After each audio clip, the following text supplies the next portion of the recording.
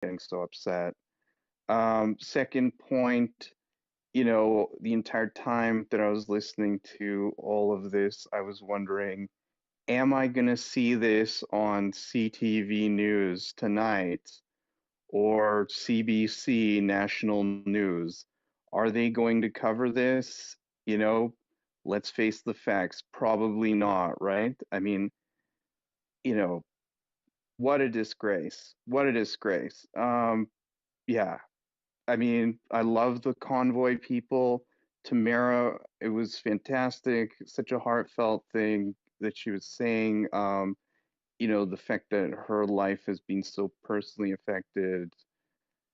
Yeah, yeah. Again, I was just getting very upset with the federal government again after listening to this. So, I mean, yeah, and then the fact that this probably isn't even going to be covered, on mainstream media, it makes me even more upset. So that's all I have to say. Yeah. Yeah, thanks for those comments, Adrian.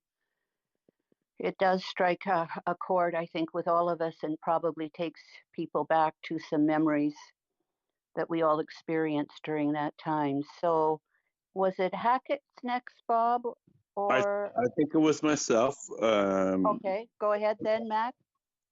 Yeah, thank you. And yeah, like Adrian said, a lot of things that are true to me as well. Is it just brings you back. All of this brings you back to sort of that same spot that you were. Like all of this news about the vaccine and all these nonsense, blah blah blah. We could talk about that all day, but what really brings me back is Bob saying, "Hey, these citizens of Ottawa," and Bob, like I'm a citizen of Ottawa, be it rural Ottawa, and I want to say, like there's a lot of people in Ottawa that supported this. So I just want to hear what your thoughts on that were. Like what what do you know about how much citizens of Ottawa actually supported this?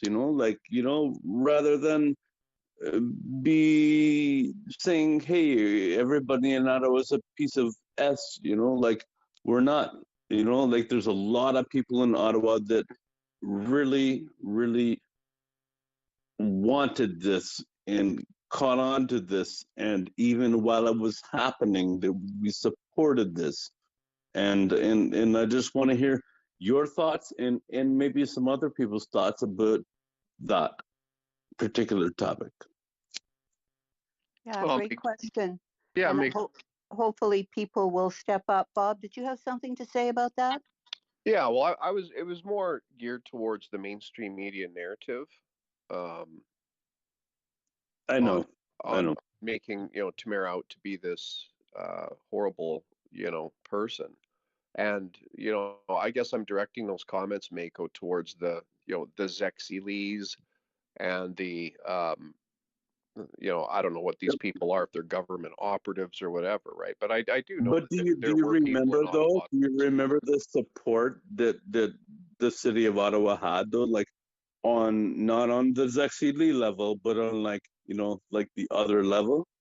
There was mad support, like food, everything. Like we were out there, and I'm not like trying to defend the whole city or something like that. I'm just saying that we can't denounce the city as being a bunch of degenerate assholes. There's a lot of people here that are really supportive about everything that we're talking about. Yeah, well, this is more directed to the Diana Deans and Yeah. the people that were shouting insurrection, insurrection every chance they got on mainstream media. Um, uh, that was what my comment was directed more towards, right? To I'm uh, not calling you out. show. This is more about the conversation about the topic. It's not about you and what you said there. Like I know where you're coming from. Yeah, So Yeah, okay. no, all good, Mako, all good. Just a little friendly reminder here, guys. Don't forget to retweet the room and all that jazz because we want this discussion to have as many Canadians or anyone really worldwide to just come in and make comments. So please do retweet it, and especially share that tweet where we're doing multi-stream. So yeah, thanks for that. No problem, Mr. Beast. Okay, let's go. Okay, go Who's ahead, next? Bob. Who is next, Ace? I believe it was Gnostic and then Global and then Off the Pillow. Okay. I think Tamara did a great job. I mean, you sit down and look at it and listen, and she did a great job of so far, not throwing anybody under the bus, so to speak, either indirectly or directly. And, I give her kudos for that. And anybody in the room that was listening to her and didn't get a tear in their eye, well, I don't think you're really totally human. Um, that just had to bring a tear to your eye to sit down and watch her just, because she's been a Earth Mother, ever since she first started this. One of the reasons I supported the convoy with the fundraiser in the beginning was because, I had enough confidence that she was a good person to actually put my name behind it and push it. And hopefully whatever's going on with BJ and Wilson and all the other stuff, I think there'll be some more stuff come out, but that's just it. Somebody's just nitpicking in there for squabbles. And when somebody in here says, "Oh well, BJ said he met this way," and then she said he met him that way, and I don't know how many good friends do you know you actually go back and remember exactly when you met them, unless it was some emotion tagged to it. Most people don't really remember. There's something in it that it suddenly dawns on their consciousness that this is when they met them. So I mean, that's not really a fair, he said, she said argument. Because I meet so many people. I can't tell you the times somebody comes up to me and say, "Oh, nice to see you again," and I'm going total blank. Where did we meet? And I could have had dinner with them for God's sakes, and talked about some mindless thing because it had been a bad day, and I was out having dinner, and you sit down for drinks, and I don't want to remember the bad day, and I don't want to remember having dinner with you because it was a bad day. That just reminds me of the bad day. So I mean, it's just not a comparison. And in companies, I deal with companies all the time where you get he said, she said, different people had different attitudes. And you're dealing with, like a huge, huge convoy of people and trucks and police and reporters and, different people that have different agendas, even if they're just marginally different agendas, they still have different attitudes over what they're trying to accomplish. And everybody's trying to accomplish the same thing. And even if they're all trying to accomplish the same thing and go in the same direction, I've still seen people have disagreements and arguments. The catch is, in the end, the convoy across Canada brought Canada together. I've never felt prouder. And I keep talking to people right across the country, who sit down and say, I saw that convoy, and like the people who were going up to Tamara, saw the convoy. Thank you. I feel better. Thank you for giving me back pride in being a Canadian, because I completely lost it under Trudeau and governments before and the rest of the stuff. It's just somehow in the parliamentary system, we lost a Canadian identity, and the trucking convoy helped to bring it back. And watching someone like Tamara get up and do the stuff she did today, it's like there's another thing to be proud of for a Canadian. Somebody who's going to be honest, not do the fighting, not sit down and try and placate to her ego or anybody else's ego, and just be totally honest about the questions and authentic. And when you do that, it's really hard for the assholes to come out of the woodwork and attack you. So, kudos to her, kudos to the entire convoy for making it across Canada. Um, and I think it's becoming fairly clear, regardless of the little infighting inside and everything else, that the intent of the convoy was nothing like nothing worth the Emergencies Act. And there were reasons to go around it. And what isn't coming out clear is the purposeful efforts of Trudeau and some of the other people in the Liberal cabinet to sit down and actually piss people off, and make them do something wrong, to basically look for a problem to do the Emergencies Act. They were right. They were trying to get somebody to do something. But I haven't heard a really good presentation of that yet. hopefully we will. And will something good come out of it? Yes, something good is coming out of it because virtually everybody in here is filling in all some of the gaps that we didn't know. We didn't know this would happen. We didn't know that the police were disorganized behind the scenes. We didn't know that, the parliamentary police, the Ontario PP, and the city police were talking at odds with each other and all seem to have a different agenda. So we're learning that essentially Ottawa was a mess, and the best organization there, ironically enough, were the truck drivers that were even picking up garbage. I mean, kudos to them. People said it was safer, cleaner, better, a big party. Couldn't ask for a protest that was any better.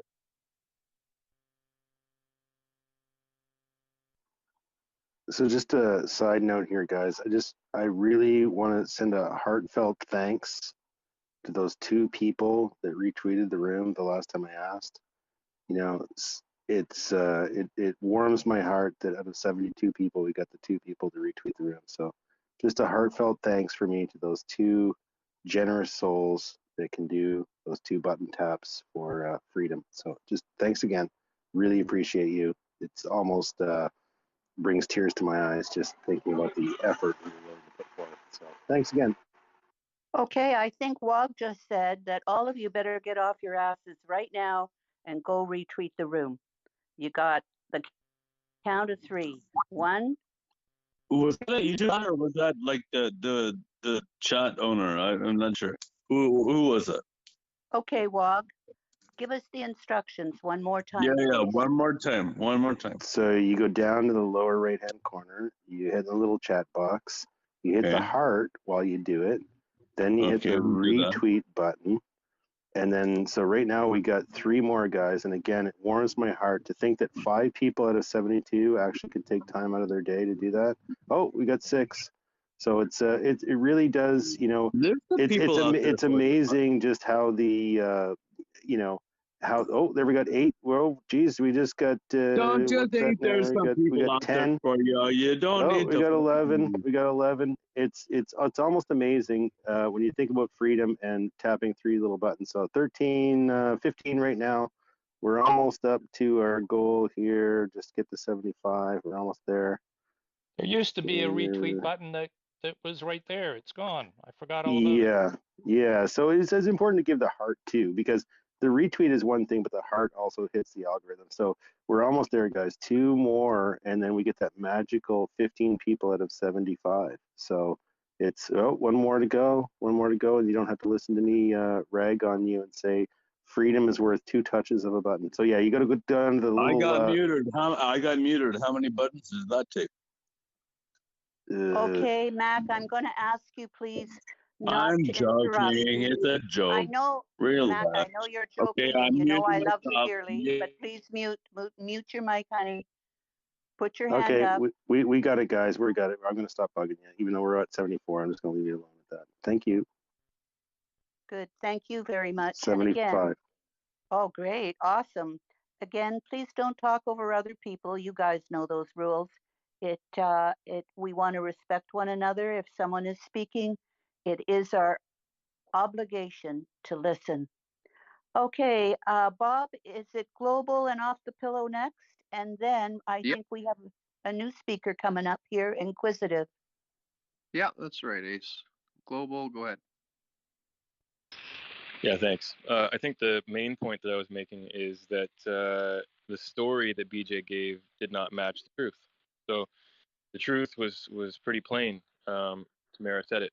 She was on the board of advisors for the Wexit movement, and then as well Maverick. So she wasn't talking to him about wanting to join and him trying to talk her out of it, and then being told he was right later. That doesn't make any sense. So I'm trying to be skeptical, and I think more people should be, because there was a decentralized movement happening, and it became centralized. And it became centralized by the convoy organizers, like them or hate them, whether they knew that the decisions they were making would create a situation that made it easier for the government to derail the movement or not, doesn't matter. It's a learning lesson.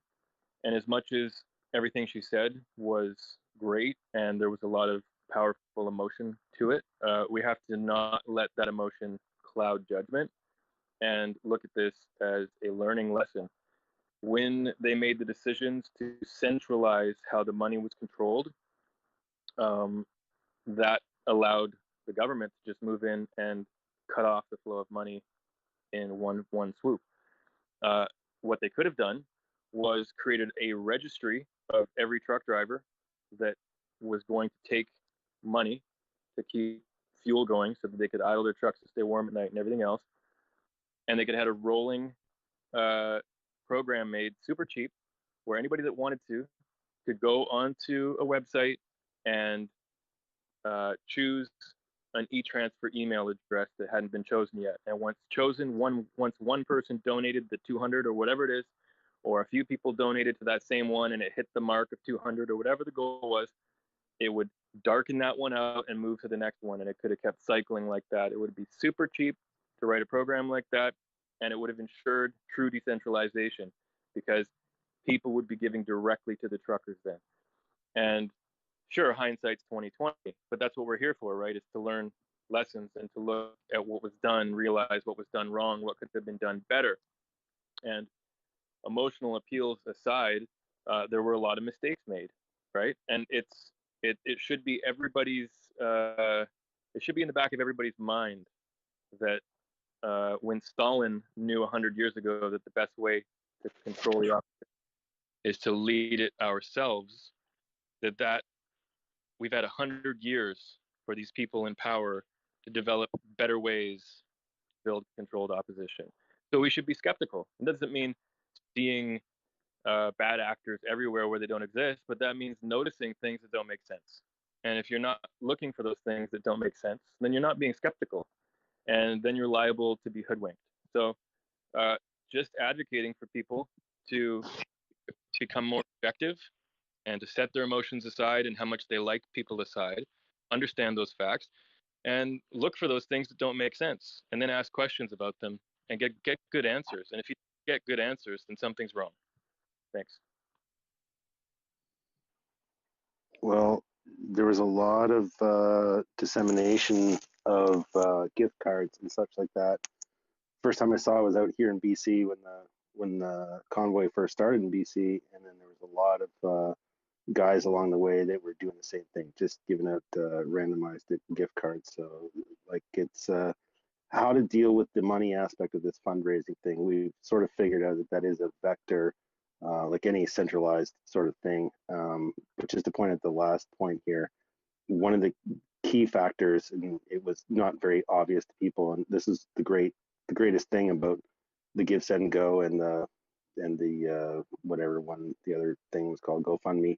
It was the counter, right? We needed a counter, and when the Bitcoin stuff started crawling up, they didn't really have a proper counter. You need to have a counter because it shows people $500,000 a day, guys. I mean, this is ridiculous. Like $20 million war chest we have here as a political party called Freedom, a decentralized freedom movement. So yeah, we've got it. But the problem is, how do you disseminate that? How do you try to, navigate all this stuff? And the clamp down on cryptos is going to come. So yeah, good points about how do you disseminate this stuff.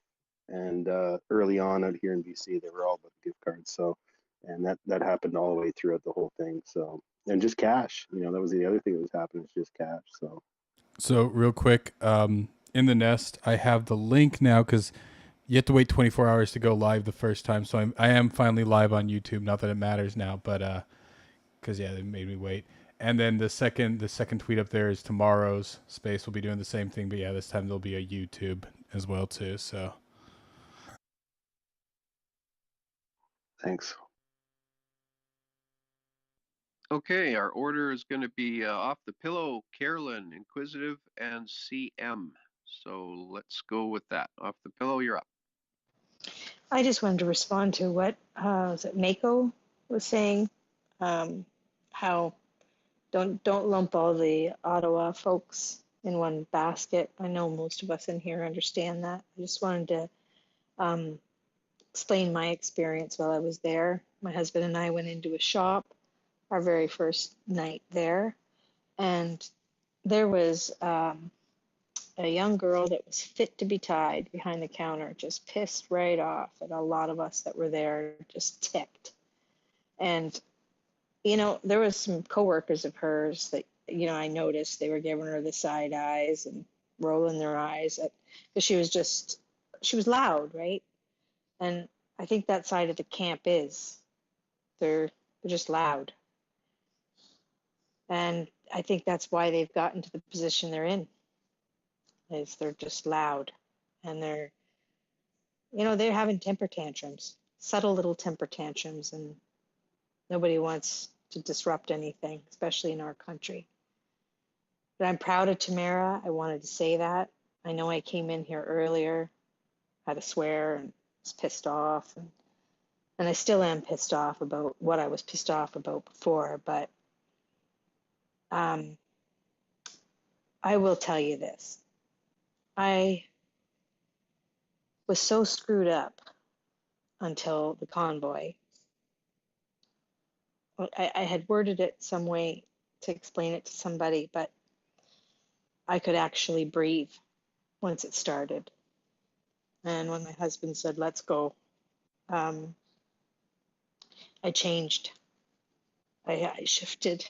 So I'm happy. I'm happy she's getting her peace, and I just hope to God, I hope she's feisty tomorrow. Like, in a good way, guys. Thanks for the mic.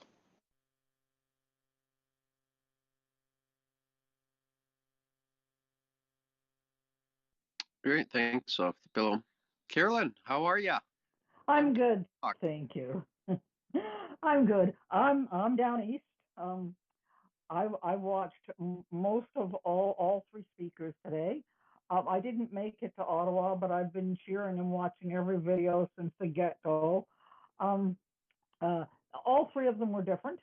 BJ Dichter, I was a little troubled because he sort of threw.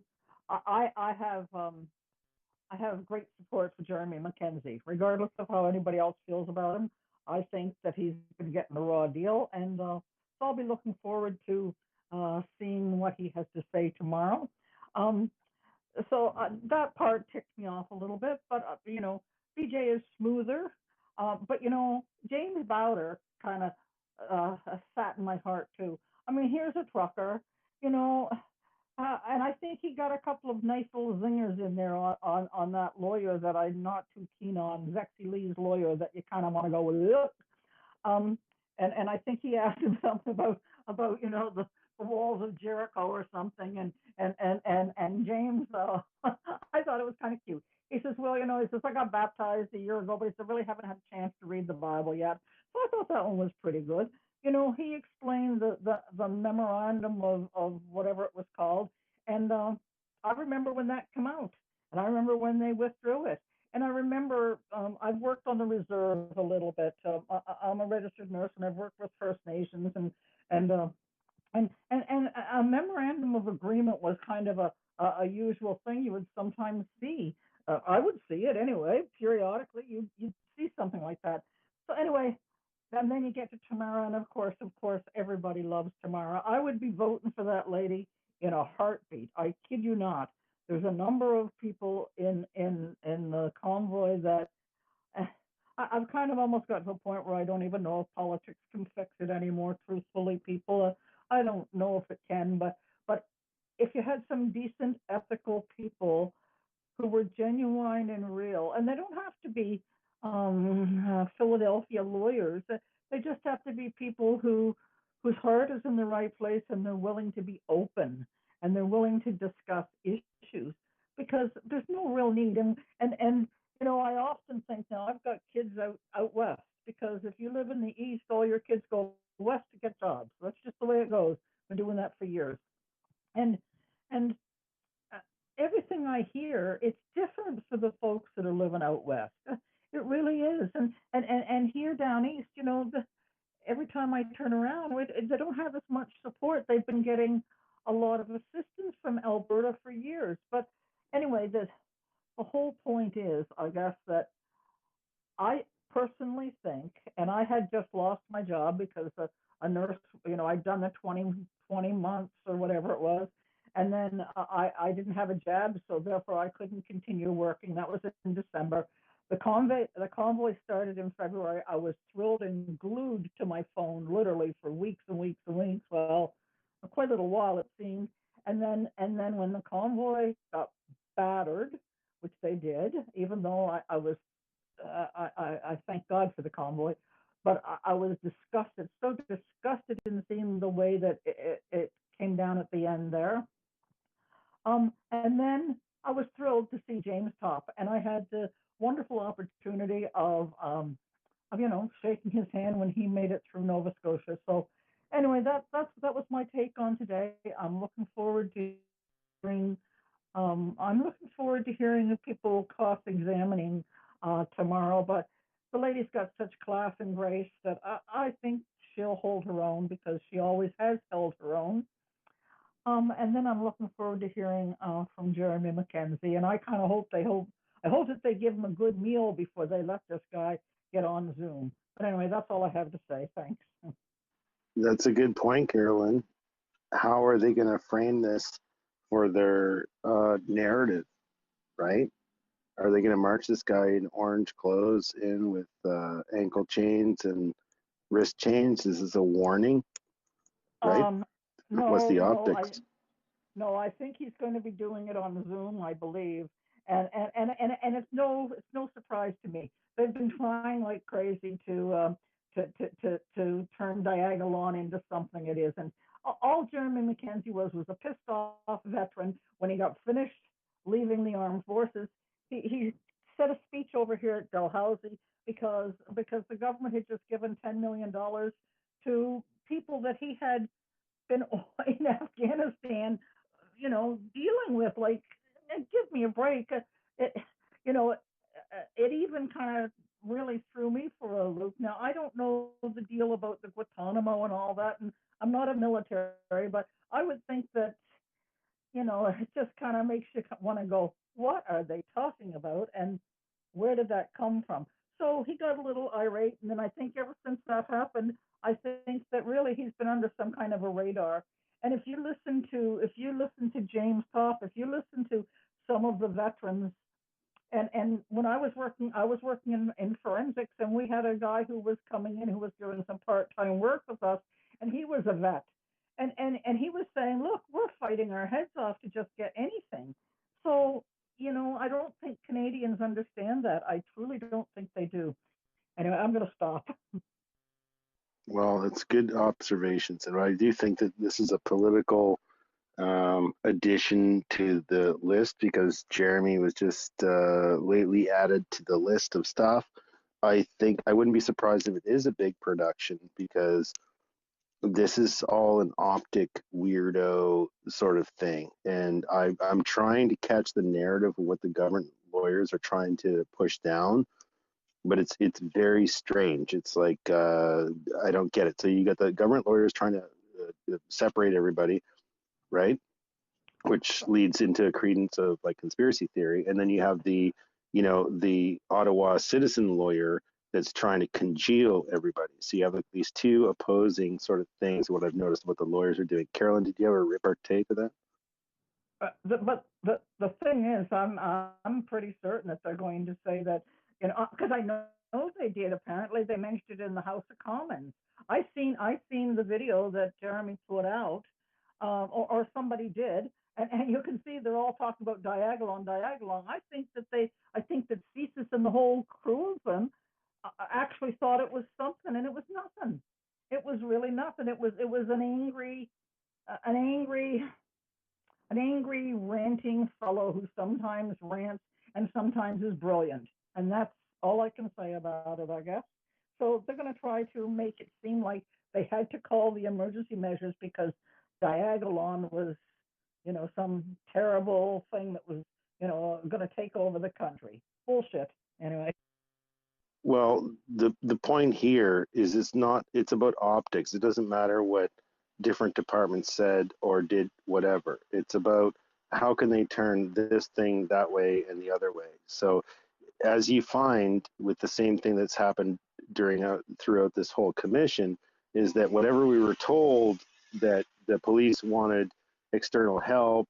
They needed the military. They needed this. No, what they said was, we don't need help. We don't need external help. We're all good. Everything is good. We can control this. It's all under control.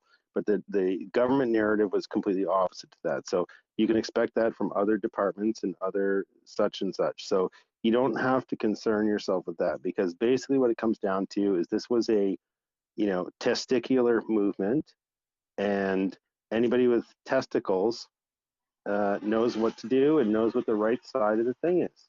And anyone who doesn't have testicles is in politics or is cocking, whatever. I don't want to get into all that stuff, but what I'm trying to say here is that I don't think it's as transparent or nothing's monolithic in this conversation. But yeah, good points, Carolyn. Thank you for coming in. I appreciate the East Coast point of view.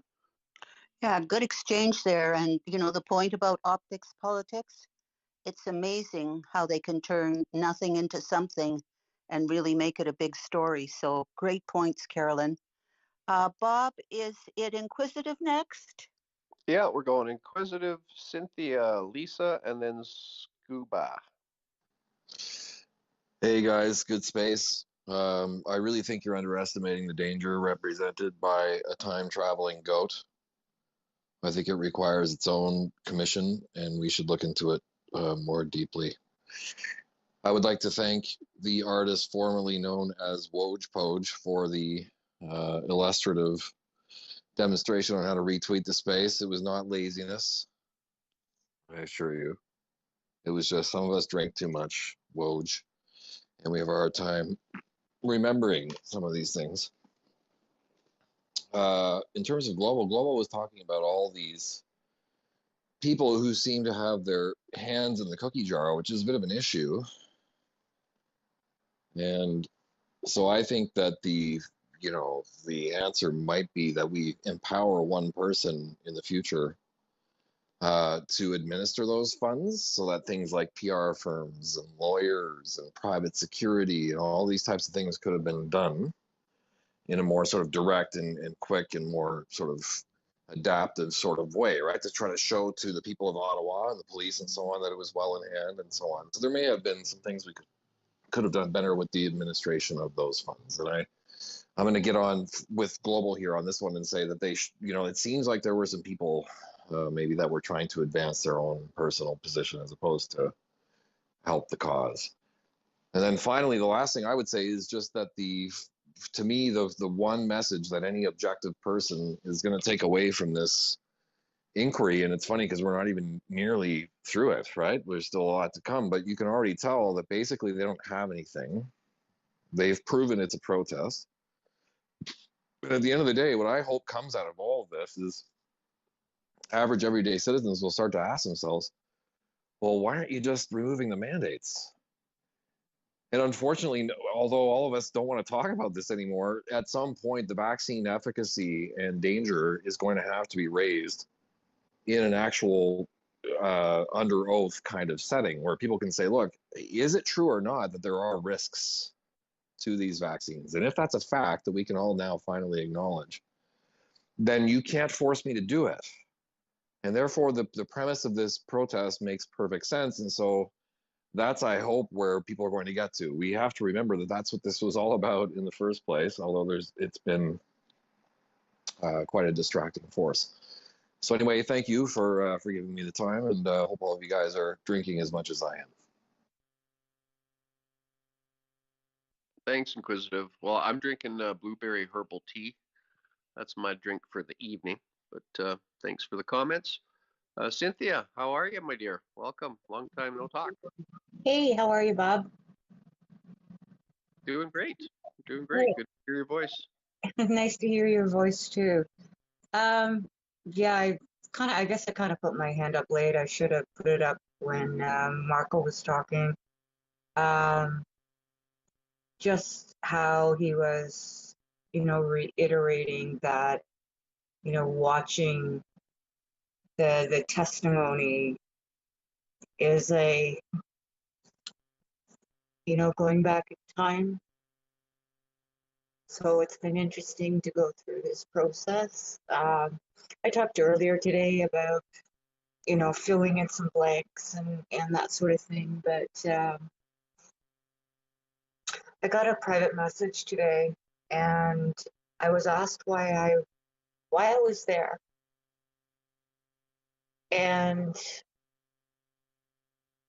I haven't responded yet because I was there. I was there for 3 weeks, and I actually didn't leave until February 21st or 22nd because I got myself all up in my dander going, the Emergencies Act doesn't negate my right, you know, to mobility, etc. I've got a hotel room that's paid for. I am okay being here. Meanwhile, I received so many text messages telling me to get out, get out, get out, and I chose not to.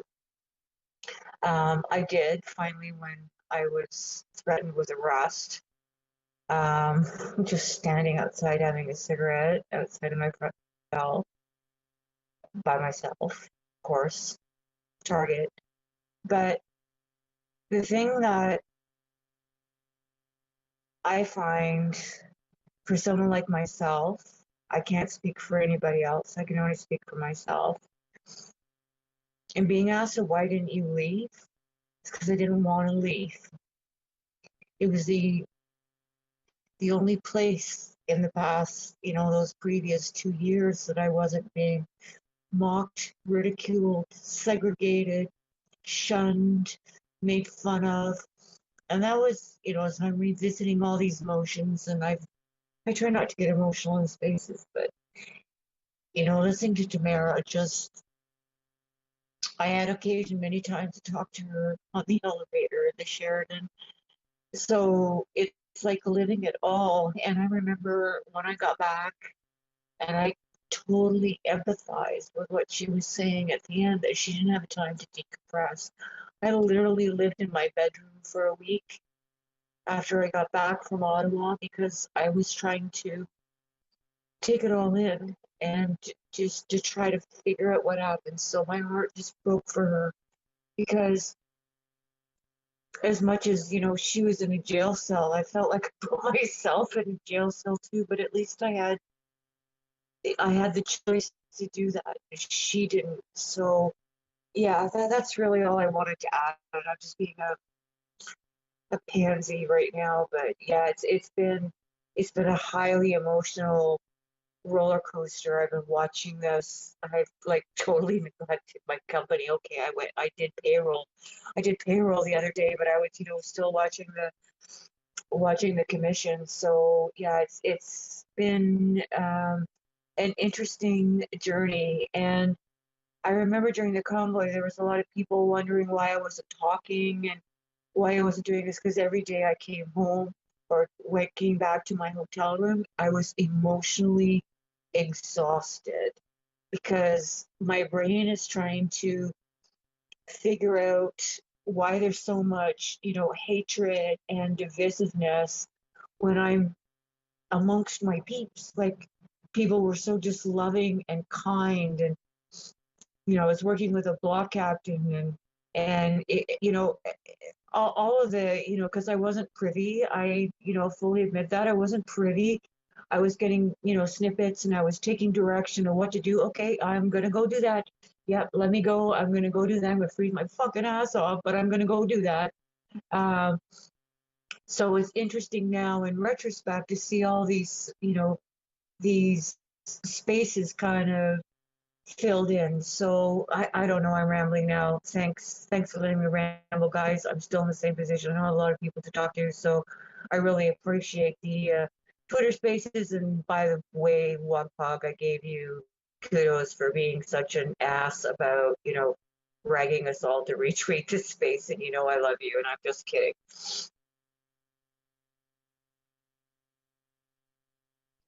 I think the only one that hasn't retweeted it is Wog, Cynthia. So we'll get on them later for that one. Lisa, welcome. How are you? Hey, well, thank you so much for allowing me to come up.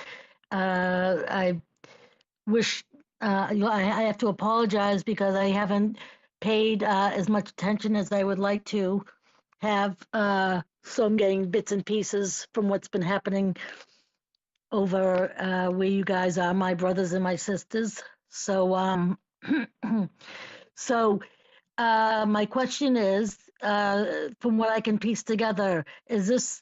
I have a comment after this question. Is this something that is akin to the commission like that of January 6th for the United States?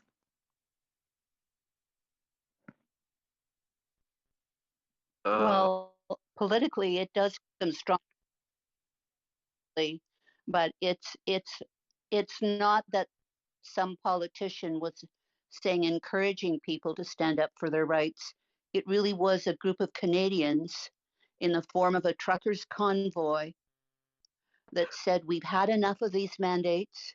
This violates our rights and freedoms, and we need to go to Ottawa and we need to say, no, we need to speak to Trudeau and let him know that the mandates are not working for the people and for the country. Bob, did you want to add to that? Oh, no. Let me just say this. I love what you just said, but I mean the commission that's going on right now is the commission like that has been going on in America.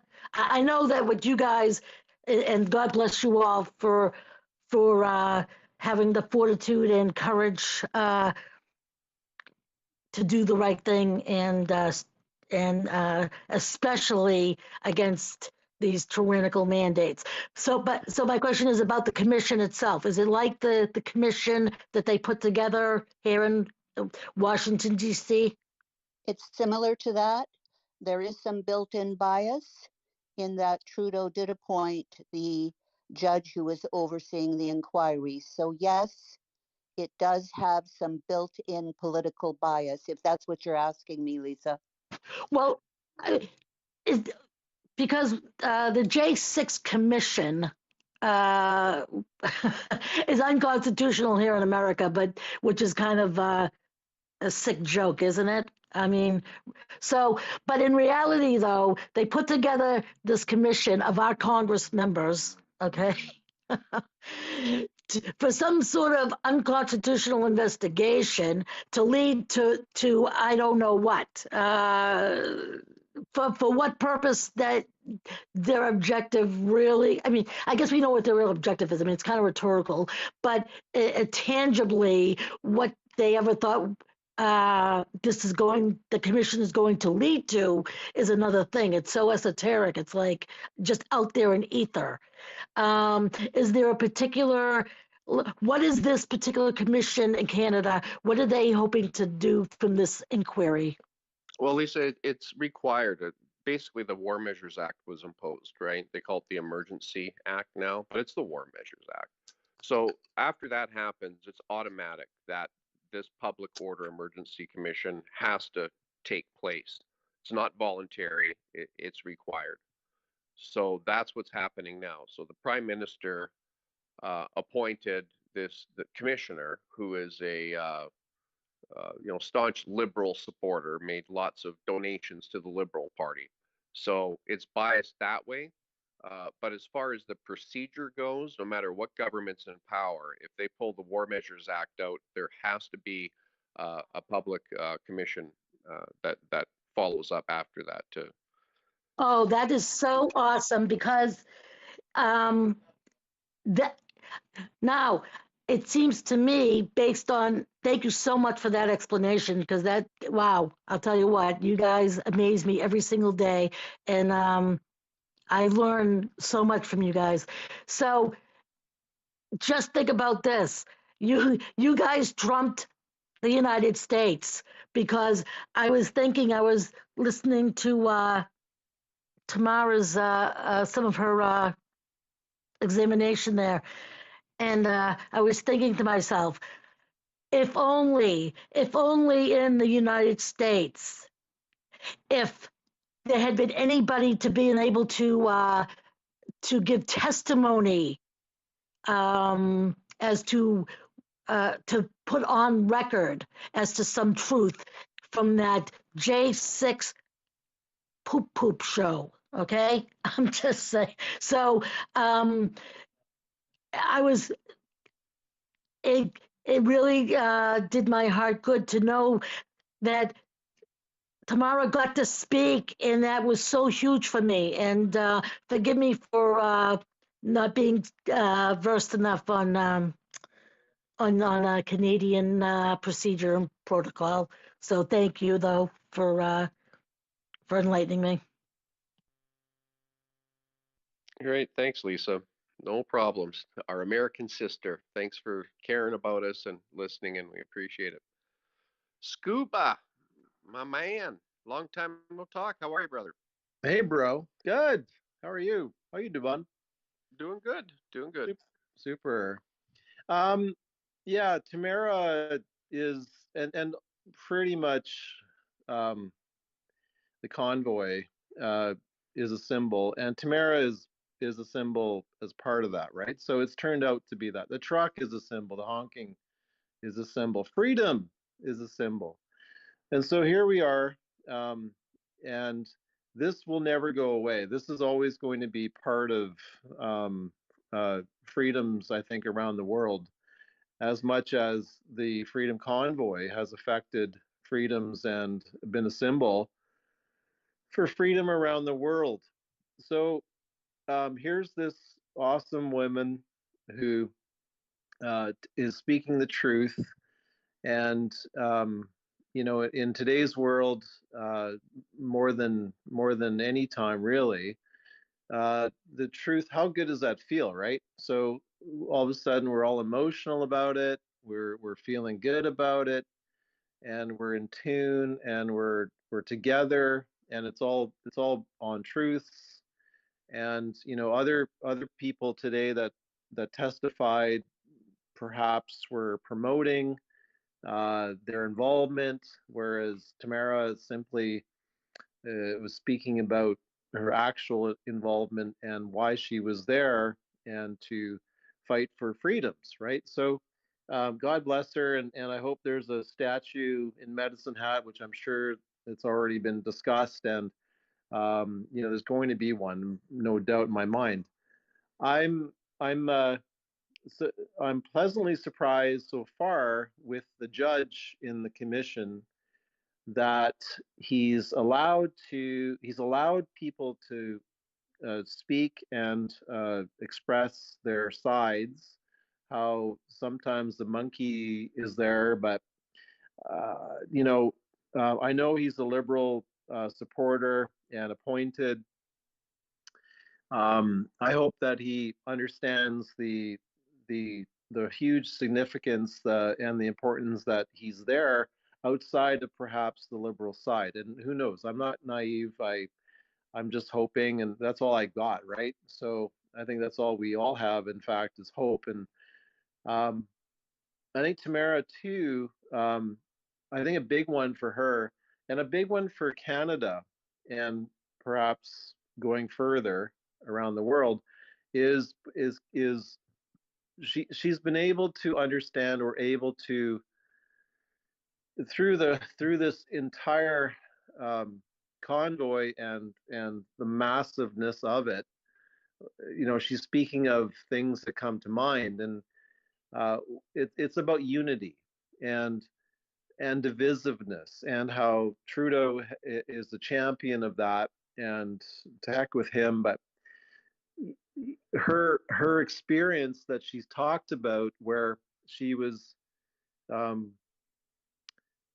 she met someone from Quebec, her being from Alberta, and how normal that um, conversation was, that meeting was, and oh my God, you're just like me, and I never expected that, and here we are. And so that it's constant fuel for freedoms, it's constant fuel for unity, it's constant fuel for humanity in a lot of ways, right? So she's a spokesman for all of that. And so I don't know, I just, and I hope that, you know, these of course are recorded, so if anyone misses anything, or if you all of us if we need to share this day, or this testimony, we can always cut and paste and copy and share it to our people, because let's not let this down. It's a great opportunity. So, question I have, maybe Bob, you can answer, or Wog or Zinc. I don't know if you're sleeping, but when the federal lawyer was, I think it was, I don't know, a couple days ago or maybe yesterday, he mentioned Trudeau and Freeland being WEF members, and sort of going on about a tact there. I quite don't know why the lawyer for the federal government would bring up Trudeau in connection with the WEF and Freeland on the board, whatever she is, on the WEF. Any of you smarty pantses out there think what the tact is there? Good question, Scuba. I really don't know. Well, I was so that's a question I have, and whether that lawyer for the federal government got permission from Trudeau and Freeland to ask that question. I mean, I think that's an interesting one to put in your back pocket. To me, I was like, okay, well, he asked the question and made the comment, and so is he going to be asked? Is this same lawyer going to be asking the same questions to maybe Tamara or whoever else? We'll see. But I thought that was very just sort of an interesting side. So and so I'll just finish up, kind of long-winded, but love you all, guys. Canadians, we rock, and here we are uniting again, right? So Yeah. just to say one more thing. Let me see. Yeah, I can't remember. Love you all. I'll hang in there. Hey, Scuba, I just wanted to say that it's great to hear your voice again. And I think the point you made about how this experience has really been an opportunity for Tamara to discover who she is as a Canadian, to me, that's a critical point, that she is waking up in more than one way than I think she herself could have ever imagined, to be able to identify with someone from Quebec as someone from the West. That whole notion of unity.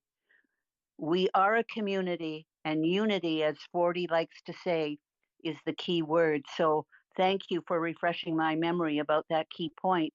I wanted to go back to Lisa, if you don't mind, for just a moment and let Lisa know that the inquiry we're having, although it is in truth a part of the legal requirements related to the Emergency Act, in this country, Trudeau initially, and mainstream media has been promoting this, he's claiming that he's the one that initiated the inquiry. And again, it's all in the optics politics.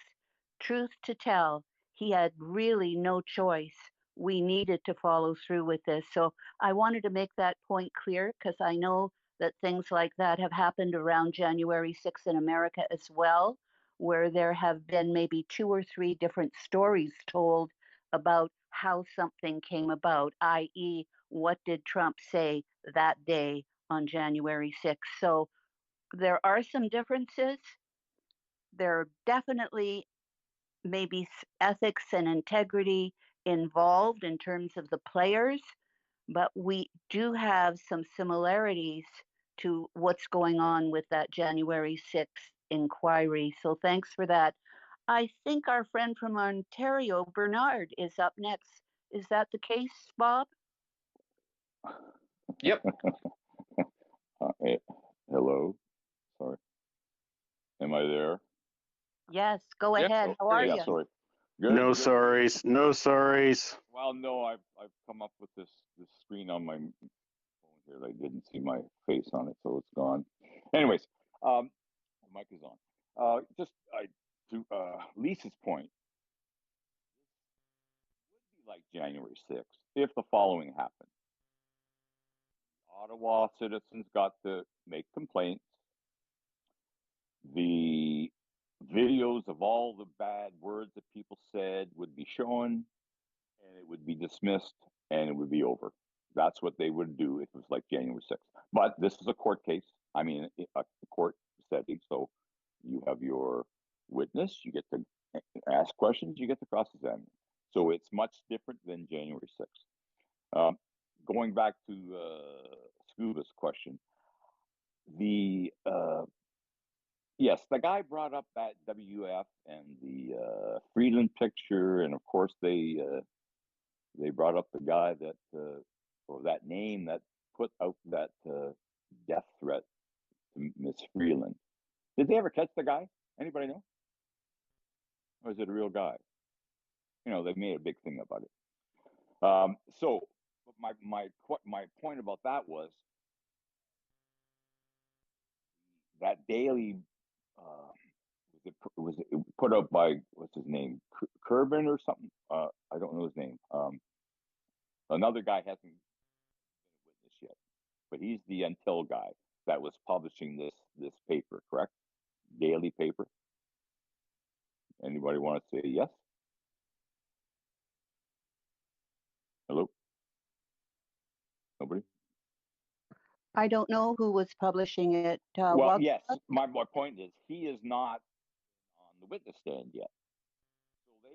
So the guy publishing the WF stuff and he hasn't been on the stand yet. They can bring it up. At least people know about it. But Victor, he wasn't publishing it. He didn't source the material. It was this I don't know his name. Kirkin with the Q, Curlin. Anyways, he's the guy that's probably will have to answer those questions. I don't think they'll bring it. They may bring it up to Tamara about her knowledge of this newsletter, but I think they're waiting to ask this guy because he's the one that brings this information up, and publishes it for them. So I think that was one point. Another point. Something else to catch up on. Can I just interject there for a sec there, buddy? Go ahead. Okay, so there's only two ways this goes. It's either they're playing absolute retard reactive chess, or they're playing super duper 3D chess. There's only two way it goes, and I don't think it's super duper, but I'm open to the ideas if it is that way. So yeah, go ahead, Bernard. Yeah, I'm just saying that the guy that put it on, intelligence guy, Tom Curran, whatever's his name, Curran Report. He was with Dictor all the time. He has yet to speak, so I think you will see that they'll ask him, "Where did you get this information?" Well, he said, "Well, it's true. She's part of the WF. She's on the board. Blah blah blah." So they'll broach the subject, and they'll have to explain why she's on the board or why this is on there. So, and just one little point about yesterday, or maybe it was this morning. There was a question raised to Dictor that he was also a signer of an affidavit that went in for the injunction to stop the honking, and they were questioning him. Did you read it? Well, not really. He says. Well, did you know you signed the affidavit? No, not really. I might have read it or not. But anyways, the big question that came out of that sort of stoked my mind was, he was asked, well, did you follow up on the sign that affidavit? And part of the injunction was you, as the communications director, was supposed to go out and publish a formal request to everybody stop honking. And he says, well, nobody told me about that. So I wonder, that was just a weird thing that he was surprised about that. He was supposed to sign the affidavit. He doesn't know anything about some kind of message he was supposed to provide. So it just sort of clouds the issue as what did he know and when did he know it? That's all.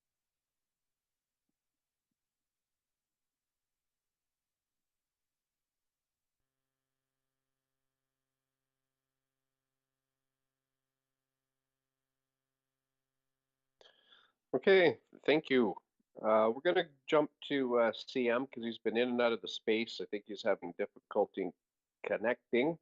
Haven't talked to you in a while. How's it going? Hey, it's going really good, Bob. Thank you so much for having me. Can you guys hear me okay on here? Yeah, loud and clear. Awesome. Hey, I had my hand raised, but I before I even share anything, I want to ask, I don't want to get too off topic here. Are we talking Canadian politics and ongoings over there regarding like, the trucker convoy stuff and everything else, or are we Anything at all. Just go for it. anything at all? Okay. Well, this is actually something pretty heavy on my heart lately. I doing some research and trying to connect the dots, and I found that one of the things that's caused a dogpile reaction almost towards me on social media, on Twitter. It's interesting when those types of things happen. It makes me want to dig deeper because I'm like, well, okay, what was I talking about? What did I say? What did I tweet about that caused almost like an algorithm-led reaction of all these people just chiming in and trying to like make a bunch of snide remarks and shoot it down. So the subject that I had brought up was just simply talking about how the sufferers of post-acute COVID syndrome or long COVID, whatever they're calling it now, how similar the clinical manifestations of long COVID, how similar those are to the manifestations of AIDS and HIV.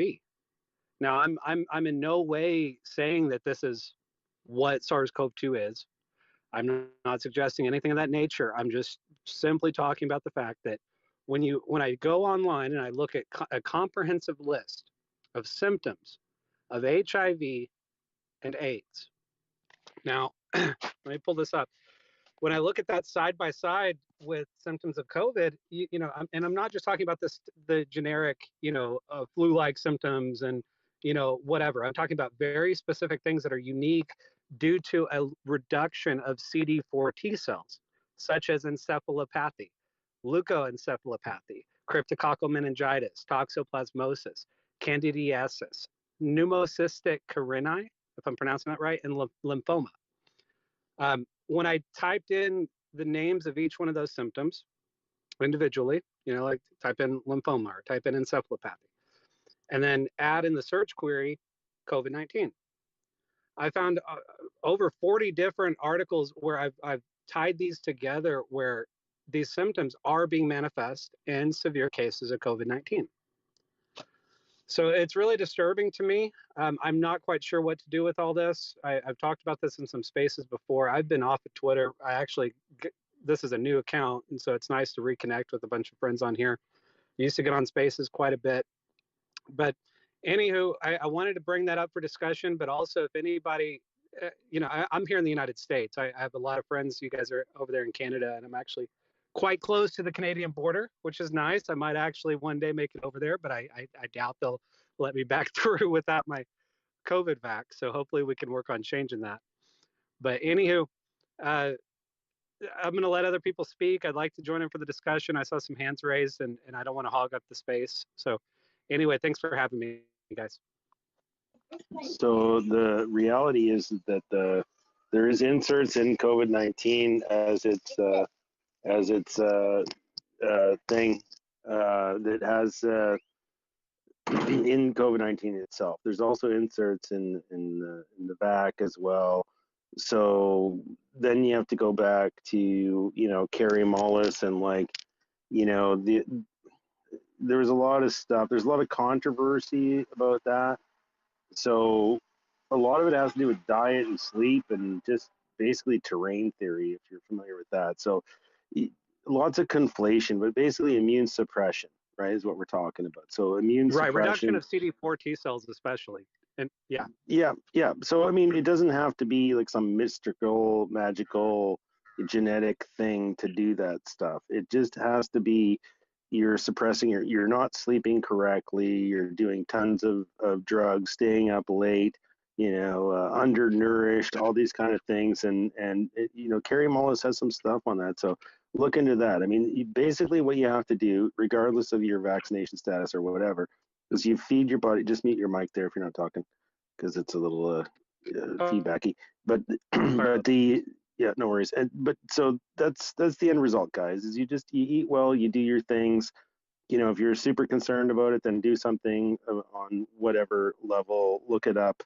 I'm a big fan of herbal stuff myself, and nutrition. That's how I deal with my health stuff. But for each person, it could be their different thing. Maybe they want to go to the doctor and get a fluvoxaflam 550 and sulfoxaflam 660 and all this other horse shit. I don't know. Just do. Basically, the placebo effect will take care of you as long as you're believing in whatever you're doing. Just do anything. Drink water and think great thoughts about it. Go to a spring and collect your water there. Do different stuff, right? Switch up your habits. But CM, I'm going to give you a follow, and I encourage you to give a lot of the guys up here that are speaking right now follows, because they host spaces and stuff. And yeah, rebuild your account and come in again, because I really enjoyed that. Thank you for throwing that into your hat into the space there. Thank you so much.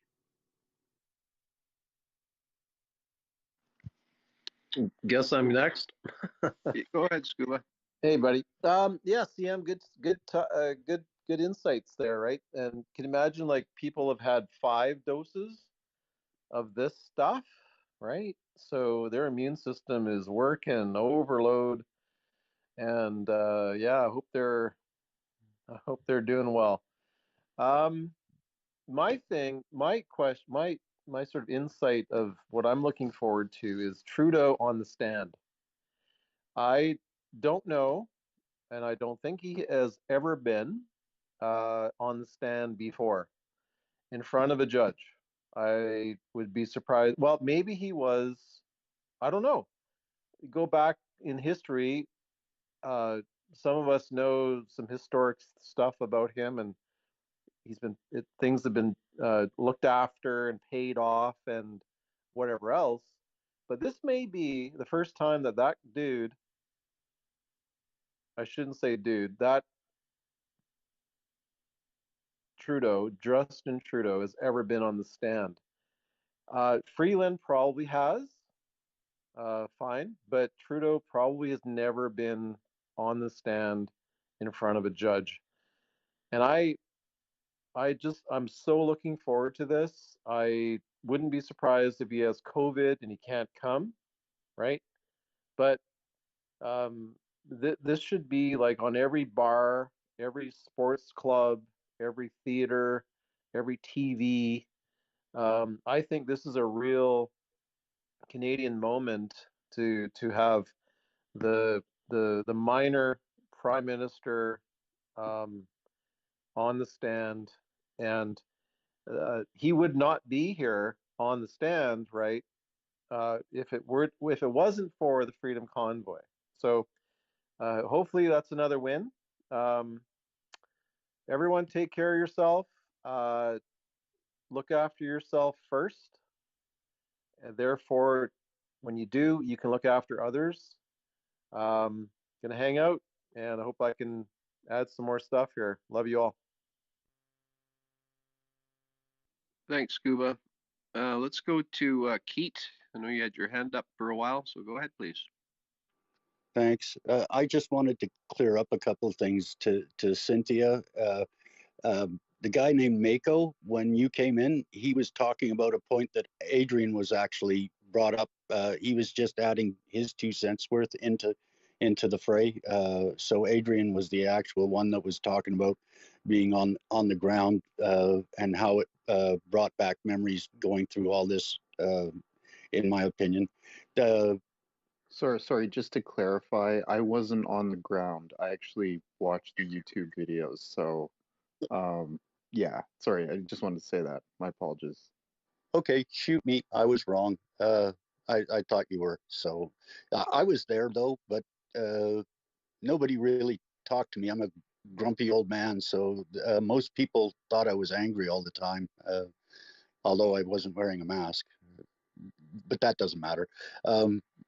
Anyways, that's the thing that I thought you'd like to know.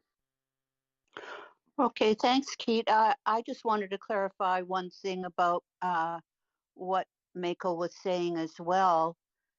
From what I understood, he was really anxious to hear from people in the room who lived in Ottawa, because he lives on the outside. He's in rural Ottawa. And from his perception, he saw and met many people, residents of Ottawa, who in fact supported the convoy, and he wanted to know if there were other residents in the space who lived maybe closer to the action and how they felt about it, because certainly, as you know, Zexi, or whatever her name is, that federal Chinese nationalist who works for the federal government, seems to have communicated that the majority of Ottawa was totally pissed off and fed up. So I think Mako's question had to do with, if you're from Ottawa, what do you have to say? He's trying to run a poll, is my understanding. Well, Okay. during the convoy, we held a lot of spaces, and there was support from people in Ottawa that we talked to on a daily, basis, and I think Mako was in some of those spaces as well. But yeah, not everybody in Ottawa opposed it, right? It was just the mainstream media message making it, appear that way. And of course, Ottawa, City Council, those representing the businesses, that remained open, that got fined for serving people and making money, that sort of thing, right? So, but yeah, maybe we should have a future space, calling all residents of Ottawa, and have a good mix of people in there. That's probably a great idea for a future space to get a feel for exactly, support or not support of the Freedom Convoy, especially now after this commission ends, and some people can get heard out on the convoy side and see if that can change some opinion on people, right? Because they were affected too. They were locked down. Their businesses were being negatively affected, like the rest of Canada. So I know that there was a lot of support from the locals during the actual event itself, when we were hosting some of those spaces. So if that sheds any insight onto anything. 40, welcome. Go ahead. Thank you, Bob. It's always a pleasure. I think Scuba mentioned he wanted to know if Trudeau was ever on a stand or testified. No, it would probably be the first time ever. And most of you know that there hasn't been any accountability provincially or federally for 155 years. This thing they got going on here now with all these testimonies and stuff, that's just political protocol. That's just all smoke and mirrors. I don't mean to be a downer or a groomer, but we always got hope, I guess, but it's never changed, and it's not going to change. This is just all smoke and mirrors. It's just more waste of taxpayers' dollars. This is just more money going out the window that don't need to be done. There hasn't been ever, for 150 some odd years in what we call Canada, any political party or any politician held accountable for their actions. Never. And I'm speaking as a First Nations Indian on our tribal land. So I'm pretty sure a lot of us understand, but coming from where I'm from and what I went through in my life through this government, please, it'll never happen. I don't mean no disrespect or no harm, but no one's accountable for what they did to the 150,000 of our children. What makes you think anybody's going to be accountable for the last 2.5 years? Thank you. Yeah, that's a good point, 40. Yeah. They didn't call the War Measures Act. You look at the events that happened during 9/11, how serious that was.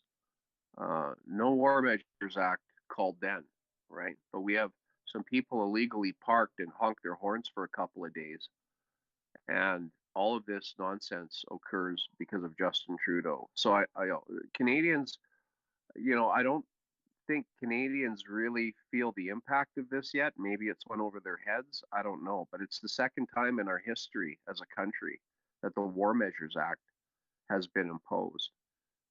And I hope that this commission finds that Trudeau had absolutely zero right.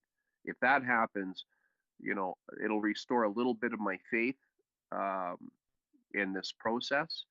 But like you said, 40, what are going to be the consequences of it, right? Where's the accountability? What's going to happen to them?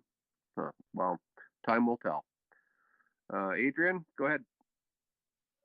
Yeah, so I just want to touch on the Emergencies Act and like kind of what 40 was saying and kind of what Lisa was asking about the act earlier.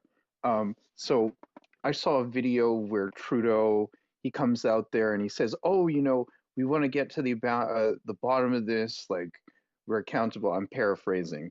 We're accountable, and he's like, that's why we called this Emergencies Act. So I just want to like draw people's attention to the language that he uses there.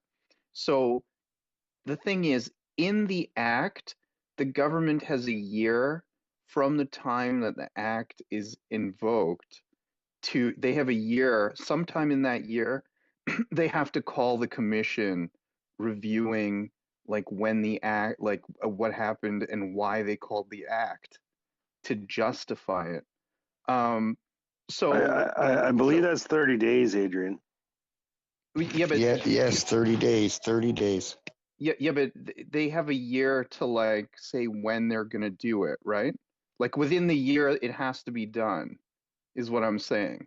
Okay, so they call it and say we're going to be doing a commission, and they have to do that within 30 days, but then they have a year to. So that's what you're saying, Like, right? yeah, it's like within the year it has to be done, right?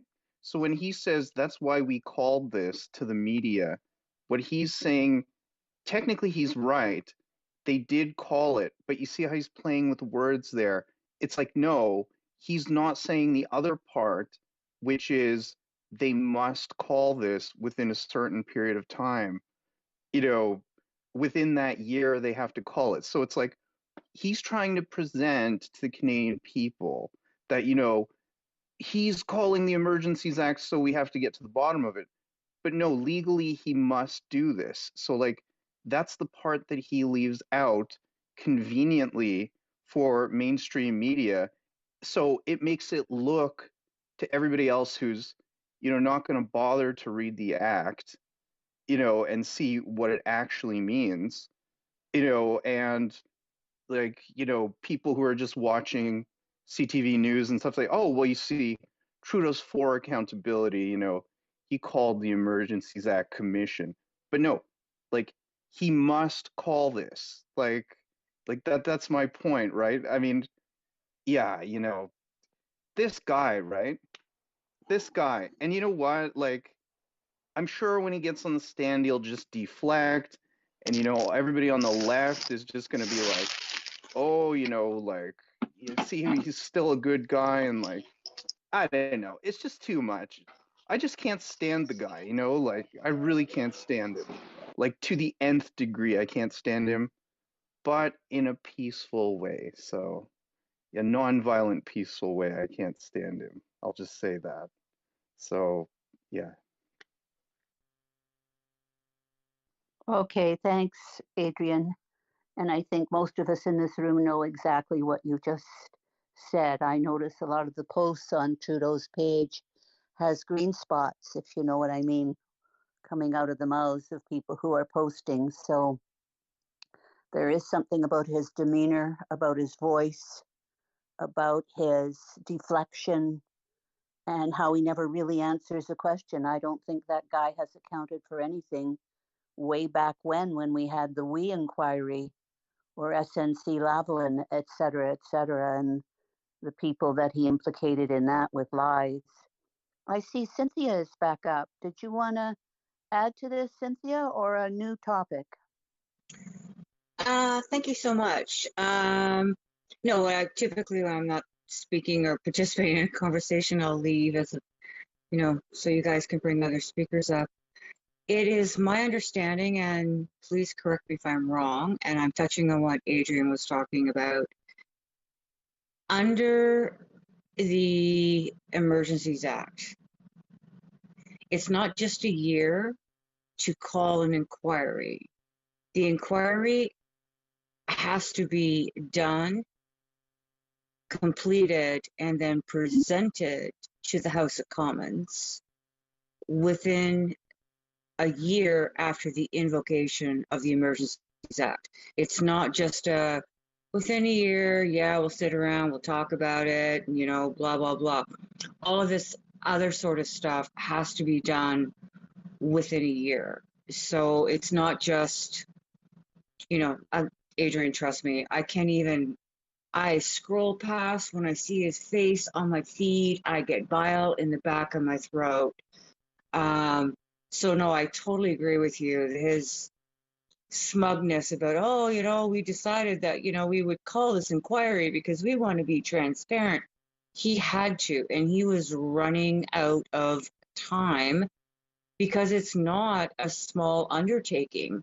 So, I mean, you know, even watching the inquiry, I mean, I don't know how many, what are they up to, 40, 50, 60, 70, 80, I don't know, 100,000 pages of testimony. It takes a while, and I understand that, and you know, I get that. But this all has to be done, and then I'm not sure what the legalities are involved in the time that the commission is allowed to, you know, review the evidence, do their discussion, do their due diligence, and then make their decision, of which then it has to go to the House of Commons. So we are, you know, coming up, it's not even going to be finished until the end of basically November. Let's not kid ourselves. So they're not even finishing testifying until November 25th. And if we think now we're like, what, 2.5, 3 weeks, I don't know when all these dudes go on holidays, but now we're into Christmas season. Like, we can be honest, I think Parliament goes home for the month of friggin' December. So there's actually not a whole lot of time left to meet the requirements that are made by law. That's all I wanted to throw out there. Thanks. Hey, good. Thanks for that clarification. And certainly it's a tight timeline. Whether they're going to meet the deadline or not, that remains to be seen. 40, did you want to add to that or something new? I do, yep. It's political protocol. It's not that Justin Trudeau called this. It's not that the Conservatives called this or the NDP. It's in the Constitution. It doesn't matter. It had to be done. It's all illusions. It's all smoke and mirrors. Absolutely nothing will come out of this. Absolutely nothing. This will just ensure that was right or wrong. That's all. He will not be charged. He will not be convicted for any crimes. It's just political protocols under the Constitution of what some people in Canada call the man-made rule of law. That law is designed to cover them. It's not there designed for the people. It's not for us. It's just for them. They have their asses covered beyond words. Most of society will never comprehend what they have got themselves covered with. We can all assume, we can all guess, but it's beyond words. Most of society will never comprehend what these people can get away with and what they're legally allowed to do. It's a laugh. I have to laugh at it, honestly. It's just so funny. It's because it's in place for 155 years.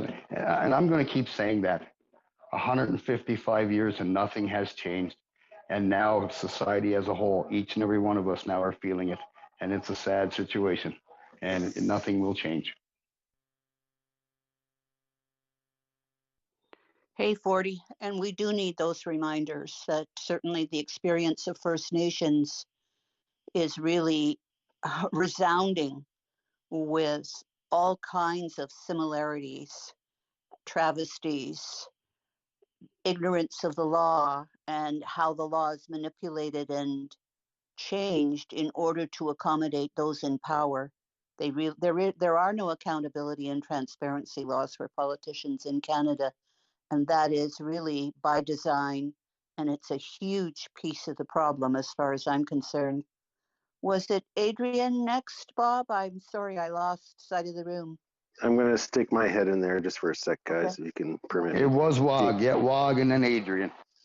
So I think that what we have as a value here, guys, is that we're going to get the PM and the deputy PM under oath where they have to answer the question. Okay, question period is not a under oath. You have to answer the question. It's all about deflection and whatever, virtue signaling onto something else. So we got a real big advantage there, and I think that it's going to be interesting. So I mean, we just have to bide our time, see what goes on. I mean, we know, people are looking for some kind of solution to the thing. It's not a solution thing. It's time for us to revisit too in an intellectual way, like Cynthia said, a little bit of space. And we've all had time to think about it. What a great lightning rod it was for Canadians, and what a great thing it is for these people to have their time to talk about whatever's going on. I do find it quizzical that the virtue signaling Ottawadians seem to have, one day of testimony and it's all in depth and how did you feel and and then, it seems like we're snapping quite fastly through through, let's say, our side of the narrative. I do find that a little interesting from the 40,000 foot level, but I think that's just the point, right? Get across your message and then get off the podium. So, or what do they call it back in the old days? Shit or get off the pot, right? So there's something to be said about that. But I think there's another thing to be said is that the forces that want to dissolve Canada and do this and do that, and everyone's got their own little things.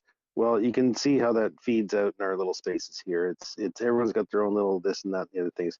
We've built something over these years, even though it may be irritating and fucked up in a lot of ways.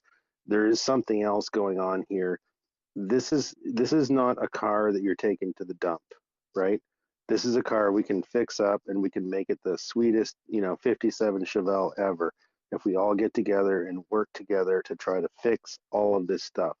And their reset is not going to be the way we're going to do it. We're going to do it through our own reboot, just like you reboot your computer, reset the whole system, and let's figure out what's going on. They can't do anything. They have the hospitals overrun in friggin' summertime, and now we're going into fall, and we're supposed to. What the hell is supposed to happen here? I mean, is it throw more money at it? Is it throw more money at this point? Come on, guys. This is one of the most expensive areas in the world to have health care. I mean, per person sort of deal metric. So it's not money. The problem is we have a systemic issue with this, and there's all kinds of issues. I won't get all the mega details here, but there's, we've got to start solving this stuff, and we got to figure out how we're going to do it, and not politicians and not this and that. So every dollar you spend is a vote. Remember that one. That's a key one to remember. But the other thing is we have to get the smartest people assembled on this parallel system, because I believe, I'm not sure, but I believe that they are trying to down all these systems. And the last system they're going to down is the political system. So arguing over the top of the tree isn't going to matter when you look at the bottom and it's rotted. Thank you. Come again. Go ahead, Adrian. Yeah, so just really quickly, so I actually found the part in the Emergencies Act. So it's for anybody interested, it's 63.1 and 63.2, and I'll just read it. So it says, inquiry, the governor in council shall, within 60 days after the expiration or revocation of a declaration of emergency, cause an inquiry to be held into the circumstances that led to the declaration being issued and the measures taken for dealing with the emergency. 2. Report to Parliament. A report of an inquiry held pursuant to this section shall be laid before each House of Parliament within 360 days after the expiration or revocation of the declaration of emergency. So that's right in the act. Like Trudeau, yeah, he's calling it. He can choose when within the period that he calls it. But I mean, the fact is he must do this. So I just wanted to add that little piece in. And also to Cynthia, yeah, I agree with you. When he comes on the TV, I find it really hard to look at him. When I see pictures of him, like I turn away, or like I walk away because I don't want to hear his voice. I don't want to see him. I can't fucking stand the guy. So yeah.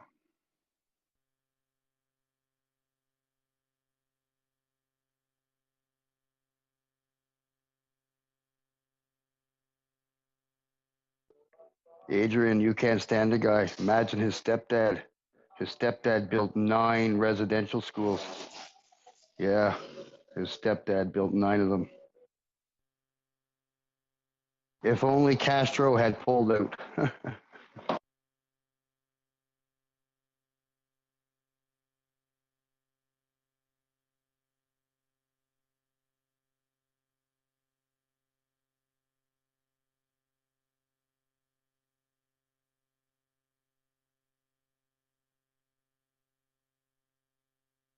I love the silence. Everybody's absorbing. It's amazing. Nothing like a Canadian room. Okay, guys, more engagement. Retweet the room.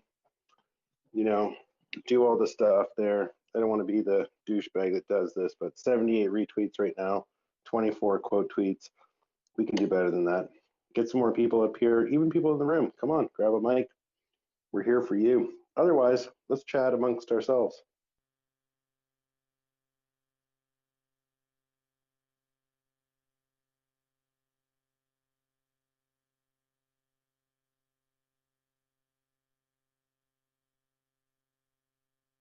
Wog, was that you earlier with a bag of chips?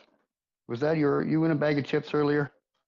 No, no, I wish it was. I actually was just looking for chips. It's weird you just said that, but no, I'm trying to de-fatikins myself. I've become a little bit of a fat ass here, so. Great minds think alike. And I knew you wanted some chips. Yeah, well, the last time we were at the store, the wife says, "You want some chips?" I said, "No, let's stop doing that," right? So yeah, making little steps here and there. I'm trying to fix my own self before I try to fix the world, right? And takes a little bit of what you calls it, something I don't have much of, but I'm working on it. You'd be surprised what you got, young man. You'd be surprised. Keep up the great work.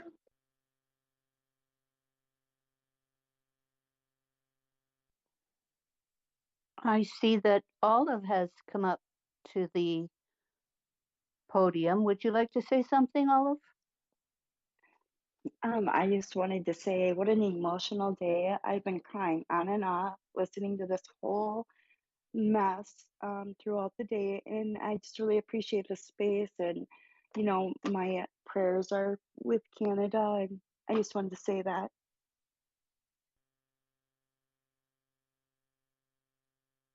May I add a little? Yes, go ahead. Kizug mawidaye ham jigana ham gweji ham dura mariye Kizug mawidaye ham jigana ham gweji ham dura mariye Gizu mawidaye amjigana amgwejit amdura mariye. One to hold him, Tidwin, Gasololio. Peace, everyone. I love you all. Olive, that was you. That was for you, Olive. I heard it in your voice, sissy. And 40, tell us what that chant is all about. Where did it come from? What does it mean? I sure would be honored to. It is a 4-directional prayer. It's hard to put into words our original language, as our language comes from the earth. but it's basically a four-directional prayer for all the four directions of mankind, the four colors of mankind. It's to bring courage, pride, strength, and honor to the village or the community. And as we all know, there's only one word in community, and that is unity. And here is our community, all right here. I'm very honored and very proud to be amongst each and every one of you, my brothers and sisters. I know we may argue and we may fight multiple times, but that's what real families and real brothers and sisters do. Que salah, I love you all. Beautiful message. Thank you, 40. I also want to thank you, Olive, for coming up to the front and sharing how you felt about what you heard today. It was really a powerful testimony. And I think everyone in this room was touched in one way or another and felt the pain of what it means to lose our rights and freedoms and to have to suffer because our leaders in the country didn't stand up and didn't listen to us. So thank you. Thank you so much for that. Bob, did you want to add something at this point? No, I'm good. I'm just in the background here doing a couple of DMs and trying to eat a little bit of dinner. So carry on the conversation, folks. So, I don't know if anybody saw this today. I'm just catching up with it myself. So apparently, Minister Freeland is going to cut the interest on student loan debts, which is going to cost us 2.7 billion over 5 years. And she's putting overall $30 billion more on the table for, like, I don't know, other fucking nonsense that nobody really wants. So I mean, listen, and this is something that I've said over and over again. Okay, we have Tiff Macklem at the Bank of Canada raising the interest rates, in the fastest pace I think it's probably the fastest pace we've ever seen. But we have Freeland and Trudeau on the front end spending more than the interest rates can take, like, liquidity out of the market. So I mean, they are spending at 3x while he's trying to recover 1x on the tail end by taking liquidity out of the market. I mean, like, we are just not going to get there. I think personally that inflation, the CPI data, is just going to stay hot, for much, much longer, if it ever really comes down to their target of 2% year over year. I mean, it came down between August. So August, the CPI data was 7, and then it came in at 6.9% for September. So we'll find out, I believe it's the 16th, what the CPI for October is. Yeah, I mean, listen, all they need to do is stop spending. They need to stop spending. Like, I just don't understand this, like, I mean, yeah, I don't know. Trudeau just needs to stop spending. Like, his only answer to everything is just spend more money. No, don't. We need austerity now. Or else it's useless to raise the interest rates. Anyway, I mean, that's just my take. So I don't know if anybody else wants to jump in on that, but Adrian, my brother, you can see it. You just don't want to admit it. There's only one way to stop everything that's going on here, and he's going to run us right into the hole. It's happening. This is all part of the Agenda 2030. This been planned for eons and eons, my brother. I know you love numbers, and I know you're highly educated, but I think you got blinders on, my brother. You keep saying that you can't see it, that you can't see it. You can see it. It's in you to see it. You just have to admit it. He's going to run this country in the ground, and that's it. I've made comments, and I've said it before. When JT is done with Canada, he's going to make what Hitler did look like child's play. And mark my words, mark that on the calendar, Adrian. When he's done with Canada, he'll make what Hitler did look like child's play. Well, I mean, oh, sorry, go ahead, Ace. No, you go ahead. Well, you know, 40, maybe I'm starting to come more over to your side now because I mean, this just does not make any sense. I mean, the amount of spending that is going on. Like, I mean, I'm speechless. Like, you know, I don't even know what to say. Like, it's just so stupid. I mean, you can't spend 3x and like, you know, then expect Macklem at the Bank of Canada to like, you know, try and pick up the pieces at 1x on the tail end. Like, I mean, yeah, I don't know. And like oil and gas, it's like bring this in. We could be selling all of this oil and gas right now. We could be selling liquefied natural gas. You know, this country could be rich right now. Okay, we could be making, you know, so much money that we have no problems, okay? But oh no, the environment, you know, like we can't go there, you know, it's bad for the environment. No, bring this stuff to market now, you know, while it's still valuable. Like, you know, yeah. So I mean, 40, you're starting to win me over. Seriously, because it just God doesn't love make you, any brother. God sense. love you, bro. God love you. You remember on the space you had the other night, Adrian? And I love it when you, Yeah. because I'm a numbers guy too. I love numbers. Numbers don't lie. But when you punched out some numbers the other night, I tried to come back, but it was getting, I had to go. Just think of this, okay? This man is on top of the podium, okay? So he has control of all this.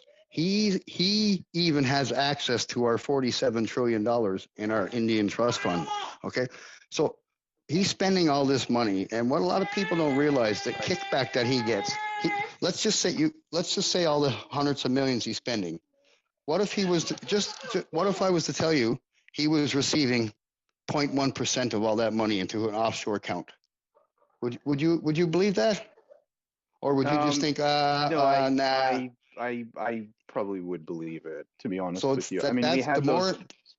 We had those Paradise Papers, and like I remember some of the MPs at the time. This is like what, I don't know, 8 years ago. They were actually mentioned.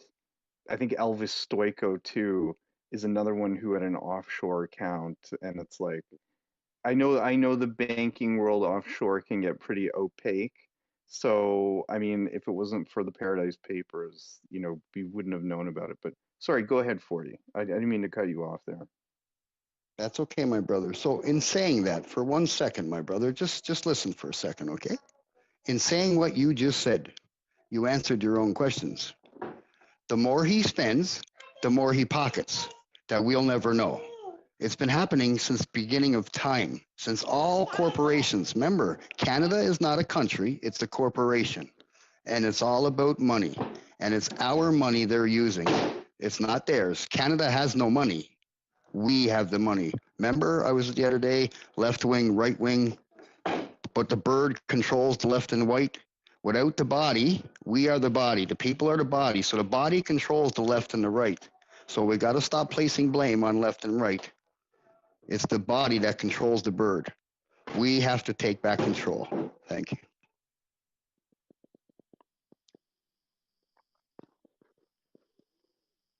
Adrian, did you want to respond to that?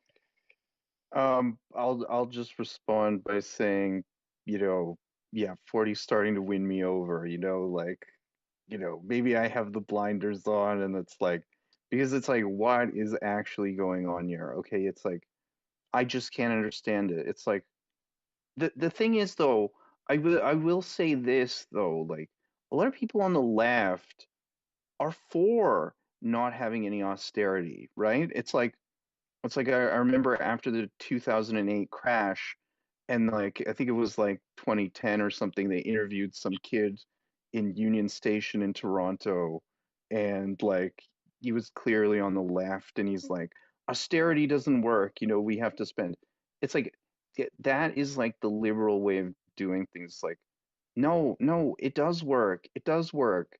like you have to just stop spending, right? Like, so that we can catch up as a country overall. Like, it does work. It does work. Like I listen, okay, like I realize that the government, has to spend money. It's like even a business, all right? If you're running a business, you have to spend money. You have to go into some kind of deficit, but it's like it has to be reasonable, right? Like, I mean, you know, what they're doing is it's just so unreasonable. It doesn't make any sense. So yeah, I mean, 40, like yeah, like you're starting to win me over. Like, yeah, because the numbers just don't add up anymore, is what I'm gonna say. So yeah. What is the debt load, Adrian? You had the numbers up in your last space, if I recall correctly.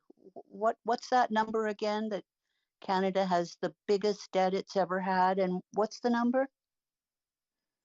So Chrystia Freeland, so people have to realize there's two different things, right? There's Canada's national debt, so like the overall federal debt, and then there's the budget, like which is the operating budget of the federal government, right? So Chrystia Freeland, so our operating debt was 42 billion.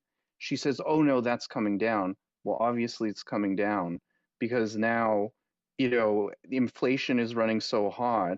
I mean, if you had to buy something before at $5, and in Ontario you would pay 13% HST, right? So now it's $8. So you're paying an extra 39 cents, over top of that. And I mean, this one-time payment that, people that make certain like lower income are going to get tomorrow.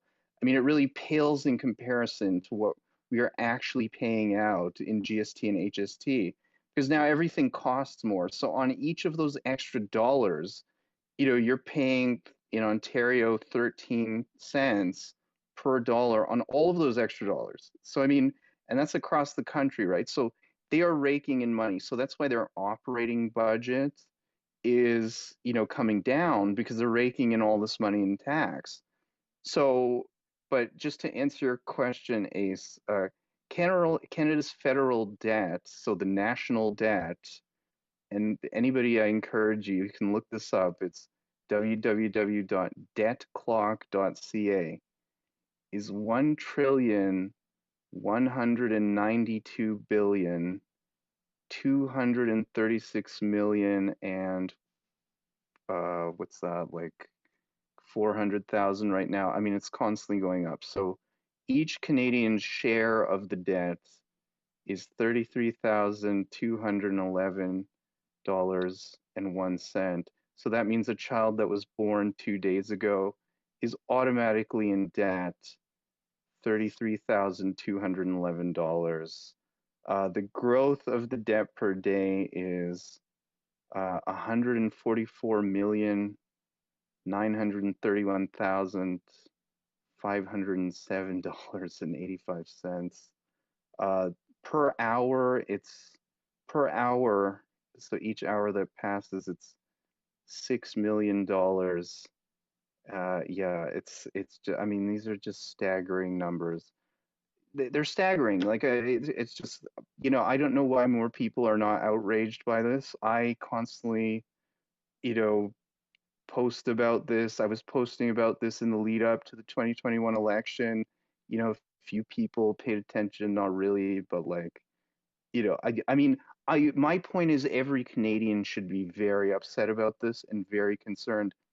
Whether you vote CPC, PPC, NDP, or LPC, I mean, everybody should be as concerned, gravely concerned, and upset about this. And I mean, that's not to mention that, I mean, Canadians are carrying $2 trillion worth of debt. And I mean, I think that's just, I think that might include mortgages and stuff like that. So, but like, I know it's definitely line of credit, like home line of credit, car loans, personal loans, credit card debts. That's 2 trillion. So I mean, if things get too expensive and people start defaulting, on the private debt is actually the ticking time bomb, really. I mean, if things get too unaffordable and people start defaulting on their loans, I mean, we're talking serious trouble here, people, okay? Like, I mean, this is bad news, okay? And I don't know that the government's going to be able to bail us out with a $1.192 trillion national debt. I mean, this is serious stuff, okay? I mean, if that private $2 trillion worth of debt, I mean, the ticking time bomb, if it actually blows up, and people just can't make their payments. Okay, and we start getting like auto repossessions. I mean, I watch business news all the time because like, this is kind of what I do. And I mean, I was watching some like finance people today, like on YouTube, um, and they were saying like in the States, there's like a whole bunch of auto repossessions happening.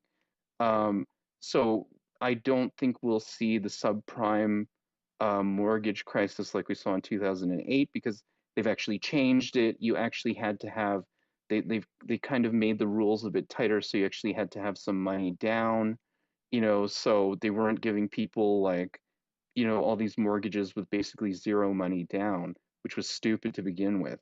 And I mean, Canada has never done that. So I mean, you know, you could say in Canada, maybe people would walk away from their homes. That doesn't quite happen in Canada as much because people always manage to pay their mortgage or, whatever debt they have against their house, right? Because it's your house.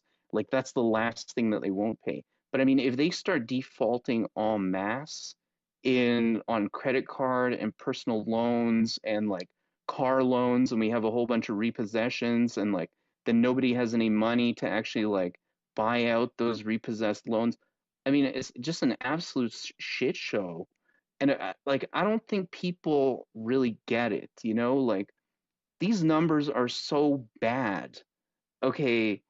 I mean, and the numbers are so big. I don't even think people really understand, how big these numbers really are. I mean, 1.192 trillion.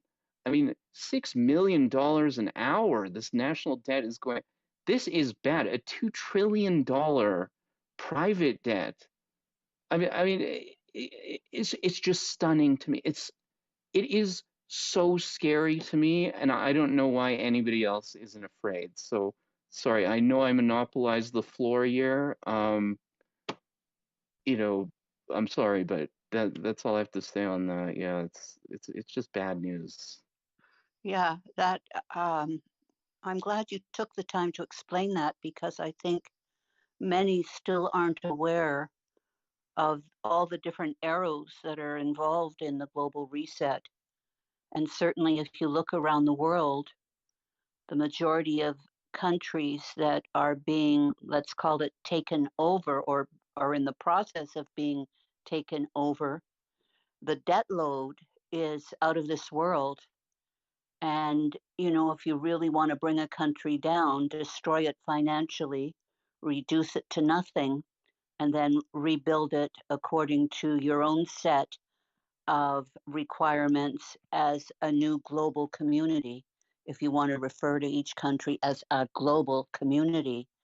And that's certainly Soros, Klaus, BlackRock, Vanguard, Gates, and all of those people we still know nothing about who are operating the controls behind the scenes. It's a topic that we really need to engage in, research, get the facts, and this is a very key element in the destruction of not only Canada, but other countries as well. I think we have, let's see, Carolyn, you're up. What do you have to say about that, and how are you today? Hi, thanks for giving me a mic and for hosting this room. And rooms like this and people like you have kept me positive for the most part. Um, I completely agree with you, Adrian. And I mean, I personally believe that it's by design. They want to bankrupt the country. But I think that your point and how well you articulated it definitely should be shared everywhere because those that are still not aware that would be something that maybe they would open their eyes to, because I'm from the community that Sean Hartman lived in, and I know his parents, Dan, answers for Sean. I'm sure you guys all know who he is. And he is part of the reason why I fight. And I speak about that child every day. I knew him. My children played hockey in the same arena he played hockey in. And in my community, his mom included, they don't want to hear it. Everyone knows. Every time I walk into that rink, I was there tonight, they have a memorial for him on the boards with his number. And I look at the community and I think, oh my gosh, why are you not outraged? I can't even walk in there without just feeling the pain that Dan shares on Twitter every day because he's trying to wake people up. I'm realizing that some people, the truth is scarier than the lie. But Adrian's point on the money, I think, would be a good wake-up call, a good introduction to people to start looking at things more in depth in our country, Canada, and all over the world. So, Adrian, I encourage you to continue. You're very smart man, and the way you articulated that anybody could understand. So, kudos to you. I just wanted to bring a message of hope and love. So I'm the founder of, I don't know if I should say because I'm in a lawsuit with them, even though I agree with so much you say, 40, and it's probably a complete waste of money, but a lot of it had to do with awareness. So we are suing the largest Canadian courier company in Canada, and I was the founder of that employee resistance group. And, listening to Tamara today, it's tough. I mean, I have members that are living in their car with their teenage kids. We have a member that's missing. I wonder if he's still here. But I keep going. And one of the positives, and I encourage all of you that are in this fight, is to every day take some time, and if you have to write it down, think about the blessings. Think about the fact that we're sitting in this room right now talking about these things. I'm not awake on everything, but I've been awake on a lot of things since I was, 21, and I'm 46 now. My boyfriend at the time, who's now my husband, gave me Orwell 1984. Very romantic gift, but it changed my life. And I've questioned things for a long time, but I've never had so much opportunity to discuss the corruption and the evil, the pure evil in our world than I do today. And I hope you all see that and, gain hope that there are so many of us. They can try to divide us all they want, but, and people, I don't know what everyone's belief system is, but I believe in God. I believe in that we have a creator, and we have to factor in the fact that he is here. This is a battle between good versus evil, and eventually we will win. And a lot of it will have to do with people like you from all over the world that are speaking up, and you don't care who judges you. You're laying those seeds, and people, they're sprouting.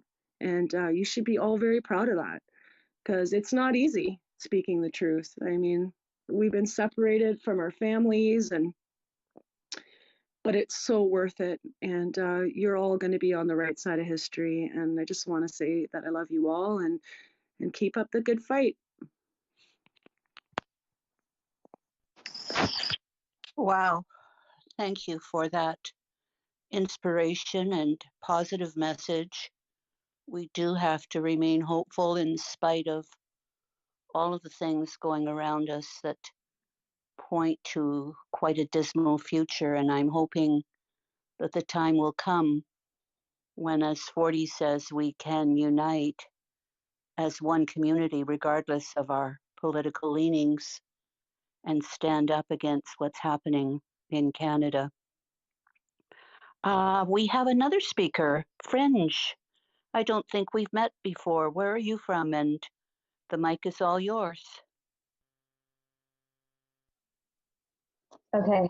Hi, my name's Trish. I was going to listen, so, but listening to what 40 had said, and Adrian and stuff, I thought I'd jump on for a minute. I'm new to this space, so I appreciate you guys set it up because I still don't know what I'm doing. But I'm from Mi'kma'ki, Nova Scotia, the East Coast. And I know there was talk about oil and gas, and I am a water protector, just throwing that out there. But I also know that what's important right now is to unite, regardless of our opinions on things. You know, like we can all come from different, we all have different perspectives based on our life experience. And a lot was done, you know, through indoctrination, through the school systems, the media, and everything to keep us divided and to not be able to relate to one another and have the understanding. And it's important to listen to really have the understanding. And I learned that from a good buddy of mine who does East Coast Cannabis Substitution Project. So they make, you know, like CBD stuff for people that need it for free, all volunteer to help people get off opiates. And he taught me about listening. He said he used to drive around with people until they told their story. And I asked him why he did that, because we would drive by their house and stuff. And he said the world needs more listeners, right? Which makes sense. And so I am a little bit shaky and my mouth is dry right now. But anyway, I have spoken many things and been to many rallies and been on the front lines for many years. So that's why I got the name The Activist. It was my religion. But he said the thing is that when most people are talking, they're ready to say what they're going to say in return. And when you do that, you're not actually listening. And it was a huge life lesson for me. So I really try to listen till somebody's finished talking before, you know what I mean, like sharing my thoughts.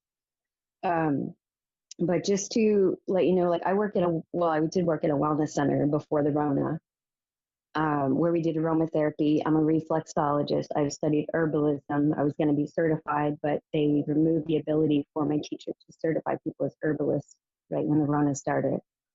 I was also going to be certified aromatherapist, but they had to cancel those classes, but I did study it. I also do energy work, that kind of stuff, like Reiki and all that kind of things. And I do have a natural medicine protocol on my pinned post on my Facebook and my Twitter. On Facebook, it's pinned in the comments, but if you ever need it, it's there, and there's lots of resources there. So just to touch on a few things, like I know that Adrian mentioned about the money and the numbers, and a lot of that numbers is kind of like listening to another language for me. Even though I could multiply before I was like in primary, like numbers I'm good with. But what I do know is that it's not actually the Bank of Canada, because the Bank of Canada was changed over to private corporations under the Federal Reserve back in 1974 under Trudeau's father. So, and that was the year I was born. So there's that. The money's not backed by gold, right? So the whole system is not what we think it is, right? And the veils of illusion that they've been placing over humanity for a very long time, you know, like they're starting to come off, but it takes work. It takes sitting with ourselves, getting out into nature, you know, like doing things that make us feel happy, not focusing on the things that cause fear and anger and anxiety, you know what I mean? Like things that really make your heart like sing, you know, that's what's really important. So I had to put down a few notes and stuff as I was listening, but I just, also the left and right bird, like, I'm an anarchist. I mean, that's the best way I can put it. Like, I was in a mayoral campaign here, and I seen what happened. I learned the insides of, so I don't have any faith in the political system whatsoever. I understand that it's meant to enslave people. I've read so many books over the last 2-3 years. Like, I honestly don't even know how many.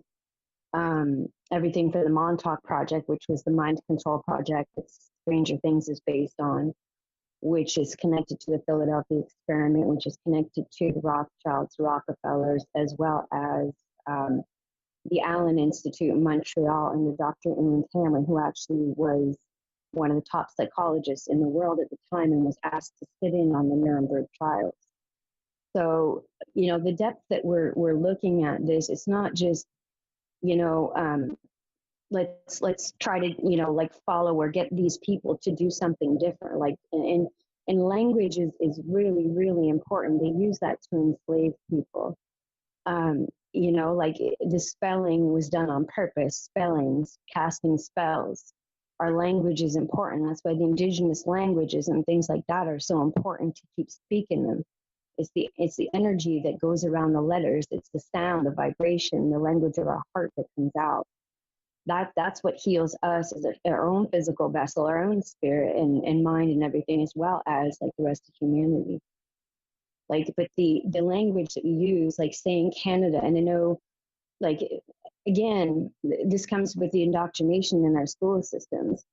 You know, like they cause these disconnects, so we're not able to understand or understand each other, like for the most part. But language, like saying Canada, I know a lot of people. I used to celebrate Canada Day, you know, and then I learned. I sat with elders. I listened to the grandmothers. I understood and really listened, like to so that I could have the understanding of the way like here works, like not just here, but like here in Mi'kma'ki. Mi'kma'ki is Nova Scotia, you know, New Brunswick, parts of Maine. It's like the whole area.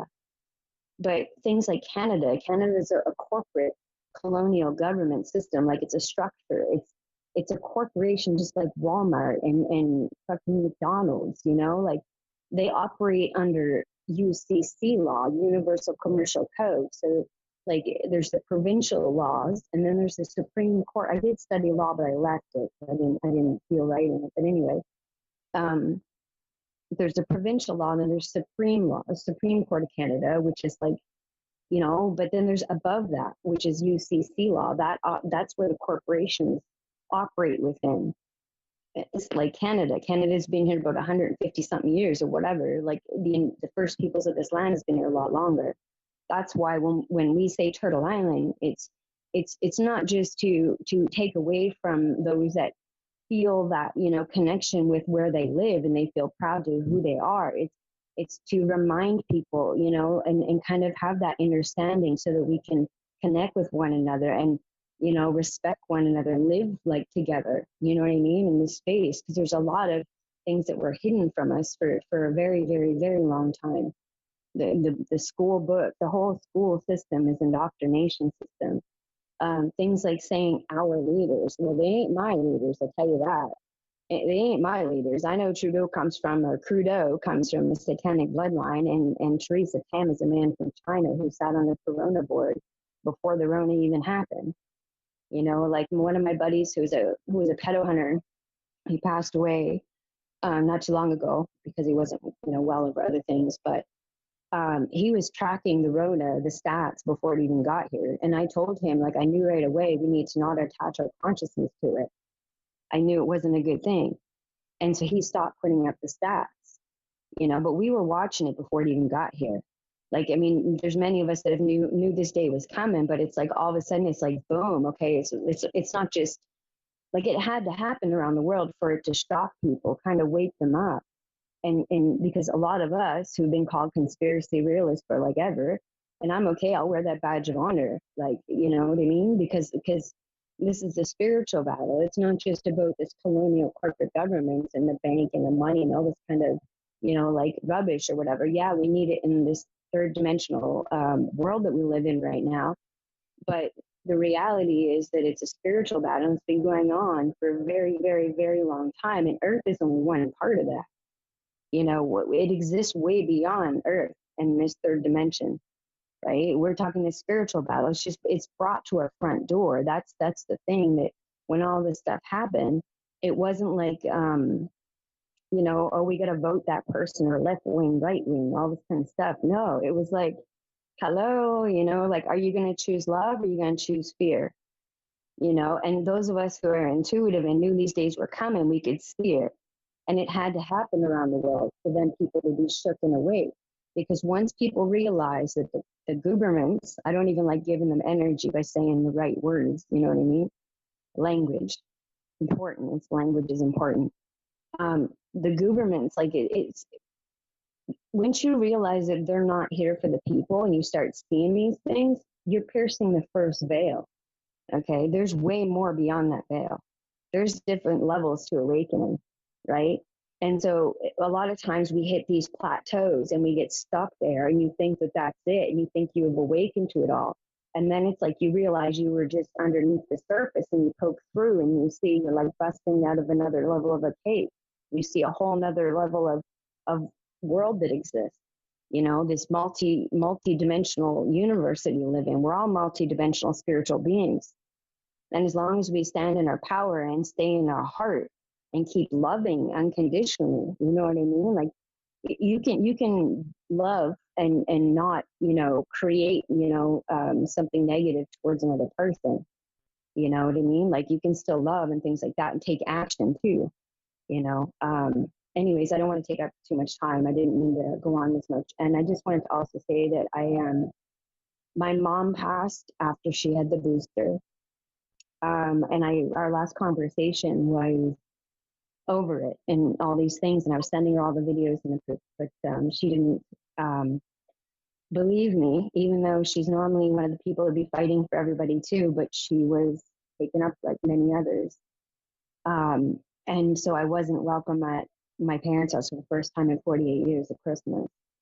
And yeah, and we just had a celebration, another celebration last night. They had it at church, which I'm not usually one to go in that place, but you know, it was nice to be there with all the other people who had lost loved ones over the last year, and there was many, and I know many people as well who have had heart attacks, strokes, rashes, things like that. So yeah, there's a lot more, but anyways, I appreciate you guys, love you all, and just keep in mind that, you know, we got to stay in our heart. That's where our center is. No matter what happens, stay in our heart.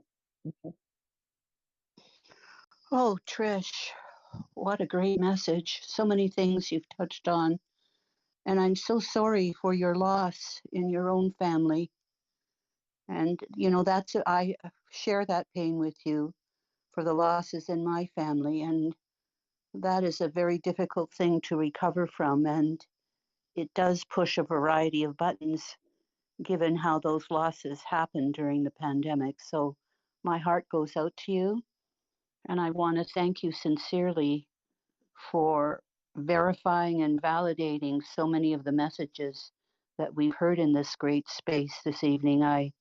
I'm touched by everything I'm hearing, and I want to thank you especially for what you brought to the table just now.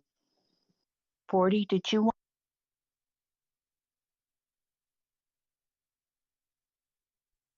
Did you want to add to that? I do. Fringe or tis mesque need a besk. I'm sorry, my female friend. I noticed don't mind me, I've been looking through I see you got Mi'kma'ki. Interesting. Are you near Elsie Buktuk? Are you near Eskazoni or Shubi?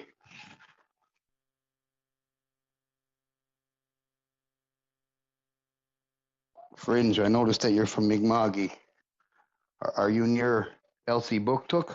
Are you near Eskazoni? Yes, or are you near Mi'kma'ki. Shubi? Yes. Yeah, Mi'kma'ki is all of Cape Breton and all Nova Scotia. I'm just wondering if you're near any of the reserves.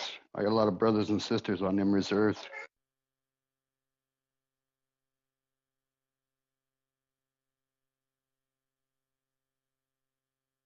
I've been looking through a few of your pictures. I see some of my Sundance brothers and sisters in the pictures you've been sharing. I'm just curious. That's all. And very, very nice to hear another person on our side. And I'm a Mi'kmaq First Nations Indian from Mi'kma'ki. And Jalasi, Nidabesk Jalasi. Welcome, my female friend. Bob, I'm just wondering if you can take over for a while so I can go have some dinner. Absolutely. Thank you. And again, I want to thank everyone in the space for a very touching and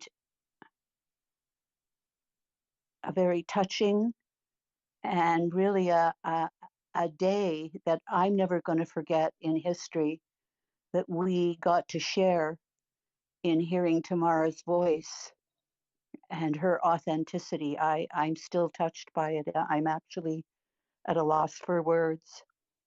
So thank you all. I'm going to go have something to eat and I'm going to step down. And if I can stay awake, I'll join the group. Thanks, Wog. Thanks, Zinc. Thanks, Bob. Thank you, everyone. Good night. Thank you, Hanya. Thank you, Hanya.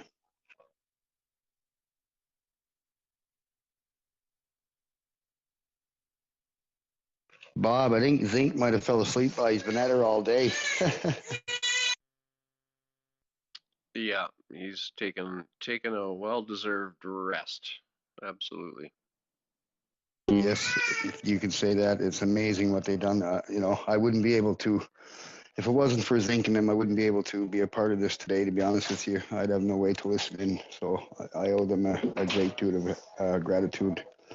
I know sometimes we argue and stuff, but WOG and Zink are two of a kind. One of a kinds, but two of a kinds. WOG is an inspiration to us in a different way.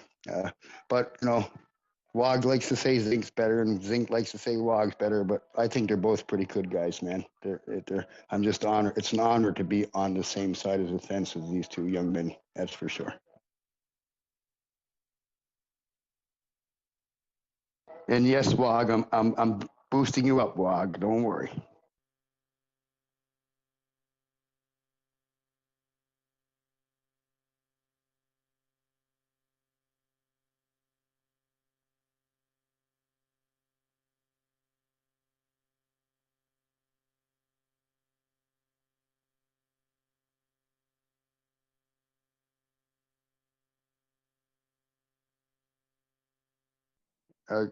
Hold on, Bob. Sorry. I see a lot of great speakers down there, a lot of great profiles in here. And there's some, I'm pretty sure they all listened to what went on today. It'd be interesting. I'd certainly love to hear a different perspective or from someone else. I see a lot of great people down there listening. I don't know if they're just shy or like Dullum's down there, Monticello, Tracy's down there, Patrick. I don't want to keep calling all you guys out. But we have some amazing people here. Come up and speak and let us know what you thought about what Zink had done for us today. Please. Well, we got Charlotte just requested a mic. Haven't met you before, Charlotte. Hi. Useful eater. I love it. Useful eater. Love that. How are you? Where are you from? England. I was going to change the subject ever so slightly. So we've got a guy in the UK called Matt Hancock, and he was the health secretary throughout the whole coronavirus pandemic, and he has gone into a celebrity reality show called I'm a Celebrity, Get Me Out of Here. So he's going to get paid a whack of money to go and embarrass himself, essentially. But he was the guy who enforced the lockdowns, the masks, the vaccines, and all the UK is up in arms thinking this guy needs to be held to account, never mind go to a celebrity reality show. There's a guy on here, Bohemian. Put your thumbs up if you agree. But all these people, like Anthony Fauci going into Big Brother, essentially.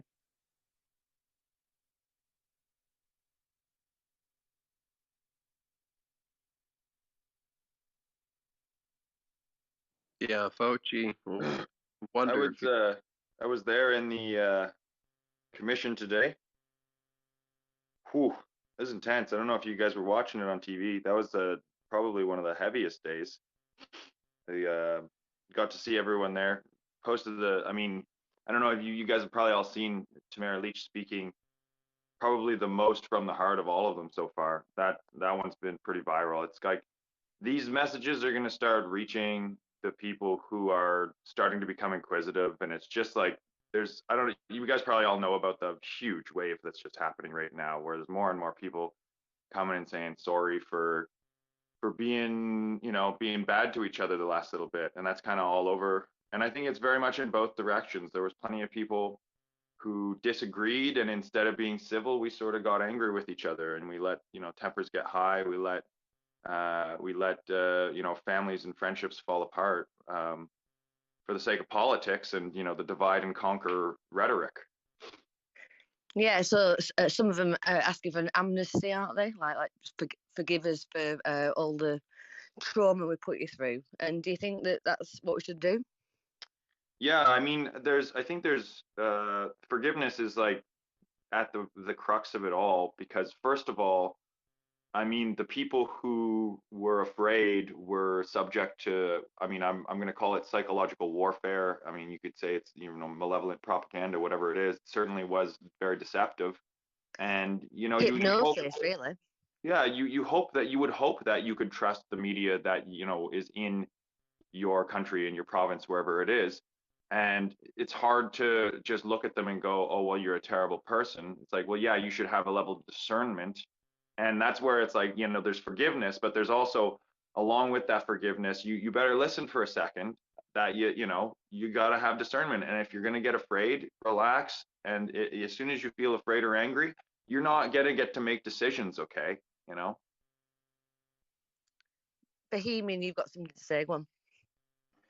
The people in the UK, I know there's not a lot of people in on the space from the UK, but these people in the UK were on TV, the media types, suggesting things that we should hold down people and jab them, and other main media people, that this is on every single channel on UK TV, were suggesting that we shouldn't be allowed out of the house and we shouldn't be allowed to work unless we got jabbed. And this Matt Hancock one that Charlotte was talking about, he was on TV fake crying about somebody being the first person to get the jab or something. He's despicable. He said that kids would never have these jabs. Honestly, it's horrendous. No, Matt Hancock. So they used to wheel Matt Hancock out to all the daytime TV shows. So, like in America and Canada, you've got The View, haven't you, with like Whoopi Goldberg and all that kind of thing. We've got the same over here, like a similar type of thing. And they used to bring all these health ministers from Parliament out. And there was a guy, the second person to have the COVID jab in the UK was a guy called William Shakespeare, which is ridiculous. And it was from the same place as William Shakespeare, the author, was from, in Warwickshire. And it showed him having the jab, and the camera panned to this ridiculous fella called Matt Hancock, and he was laughing his head off, but they were trying to make out that it was holding back tears. It wasn't. It was laughing. It was actually laughing. And yeah, there was so many things like that. You had it in America, you had it in Canada, and we all knew it was bullshit, didn't we? 100%. It was ridiculous. This guy was on our TV every day for weeks and weeks and weeks, telling us we weren't allowed to go out, we needed to wash our hands, we needed to be careful with this. You're not allowed to hug your mum. You couldn't go anywhere. This was the thing. You were allowed to leave your house to get 5 buses to work with 200 people on a construction site all day, trains and buses back home, and that was fine. But you weren't allowed a cup of tea with your mum who lived 200 yards down the road in her fucking garden. And they're asking for forgiveness, aren't they? Yeah, they are, aren't they? They are. They are, Charlotte. So, just a quick question. So, in the UK, is the general public, you know, are they on board with this forgiveness thing, or like, is it, you know, they're not so much on board, like, or is it 50-50? Adrian, so if you look at the USA for starters, you've got your Democrats and your Republicans. We have Labour and Tories. So Labour are practically your Democrats in the USA. So they play with the identity politics, the race baiting, the BLM, the taking the knee, all that kind of thing. And it's exactly like a mirror image of what's going on in the USA and Canada and whatnot. So you split down the middle in a lot of ways. And then like the Tories, which are the Republicans in America, are anti-woke and all that kind of thing. You're looking at exactly the same thing, but for some reason, like your Labour, which again is the Democrats, they are on board with all of it. It's like they're under hypnosis. I mean, I don't subscribe to any party whatsoever because they're both cheeks of the same arse, both wings of the same bird, all that kind of thing. But people are under mass hypnosis, and it's either one or the other. And once they get out of that paradigm, then we're almost, on the road to success. But it's never going to happen. Never going to happen.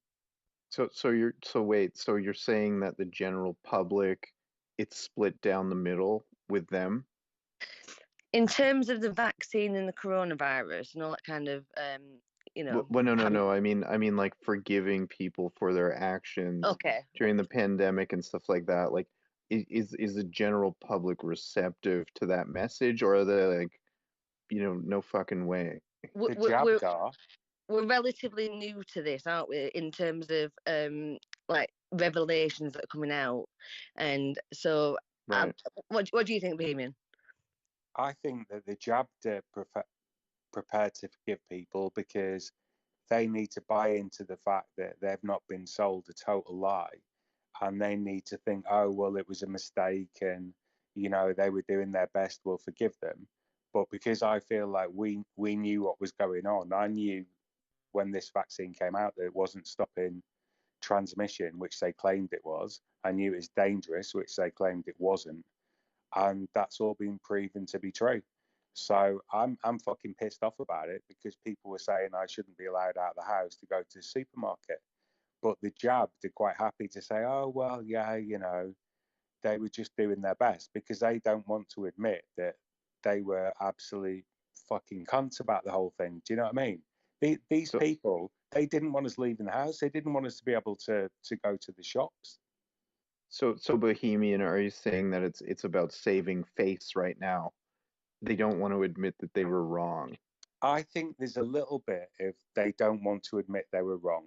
But I also think there's a hell of a lot of people still believing that they were correct to have and continue to have the jabs. Everybody around me at work, for example, I was in work today in the office. Everybody around me, apart from one person in an office of, I know loads of people in there, everybody else is jabbed. There's 2 of us in there that are not jabbed. Everybody else is jabbed. Everyone else is on board with the climate change, the Ukraine war. Everything's on with everything.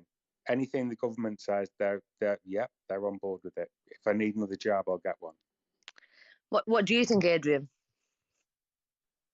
I don't know about the UK, but I mean, and I'm in a lot more, like, I guess, conservative spaces, on Twitter, and like, I'm just more siloed into that type of thing. But I mean, Canada's a tough one. I mean, I don't know. I don't know if the public is fully on board with, like, I know people that are more in the right wing are not on board with the forgiveness. Not yet, but I mean, Canadians are pretty forgiving people just overall in general. So Isn't it I don't funny know. though? Time will tell. I mean, time will tell. I don't know. Isn't it funny though? It shouldn't be left wing or right wing, really. And I guess what you just said then, you would think like more conservatives are probably maybe against it. I don't know, but Well, I really, mean, well, I'm it should be jabbed. a matter of informed consent overall, shouldn't it? And just like taking a back seat and thinking, hang on a minute, do I need this? Is there some long-term studies as to how it's going to affect me? I'm pregnant. Do I need to, all that kind of thing? And people were pressured from left, right, and centre, and there's no way around that really. Fordy's got his hand up. Yeah, I'd like to step in there for a second. And I mean no disrespect to anyone. I don't think most of society realizes what the reason why this gene therapy drug was invented. Yeah. It's I'm going to say it again. 5 billion people globally have volunteered for the system of the reset that's coming forward. The people who's been jabbed with this COVID jab, and please, we've all been vaccinated. I haven't been jabbed for almost 40 years, but we all been received vaccinations when we were babies, okay?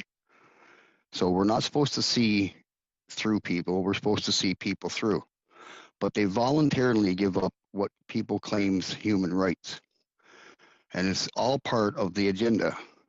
And people have to start realizing that it's only the ones that never took the COVID jab that actually have a legal leg to stand on in forms of legality of what you call governments or protocols. I see a lot of people putting out false information about saying that they're unvaccinated or they're purebloods. There's no such thing. There hasn't been a pureblood in 500 years in what we call Canada, America, or all of Mother Earth, actually, because each and every one of us has received something as a child, whether we want to believe it or not, but that's true facts. But this global reset and this global program that they've been bringing online, that's been going on since the beginning of time. This goes way back, way, centuries and centuries and centuries it started. The First Nations people like myself were the first ones. And then it went to different people. Each and every one of us from all over Mother Earth have been affected in multiple different ways by the same corporate greed and the same corporate identities. I've said it before and I will say it again. There's no such thing as countries. No such thing as countries. They're all corporations ran by corporations beyond corporations. And it all started centuries and centuries ago. And once again, anyone who's received this COVID jab that's documented and barcoded has no legal right to stand against their human rights. They have to follow. It's all part of the plan. And the plan has been masterpieced for years and years. It's a part of divide and conquer that's been going on for over 500 years to what we know as of today. And it's still going strong. Because we go into different spaces and everybody's guilty of this, including myself. We bicker back and forth and we argue amongst each other, trying to say that this one knows and that one knows, and it doesn't work that way. They've controlled the masses. It wasn't a pandemic. It was the compliance test, and the masses failed tremendously. And the ones that did comply have no other choice but to accept what's coming. Thank you. Wasn't it both, though, a pandemic and a compliance test? Yes, and somewhat yes.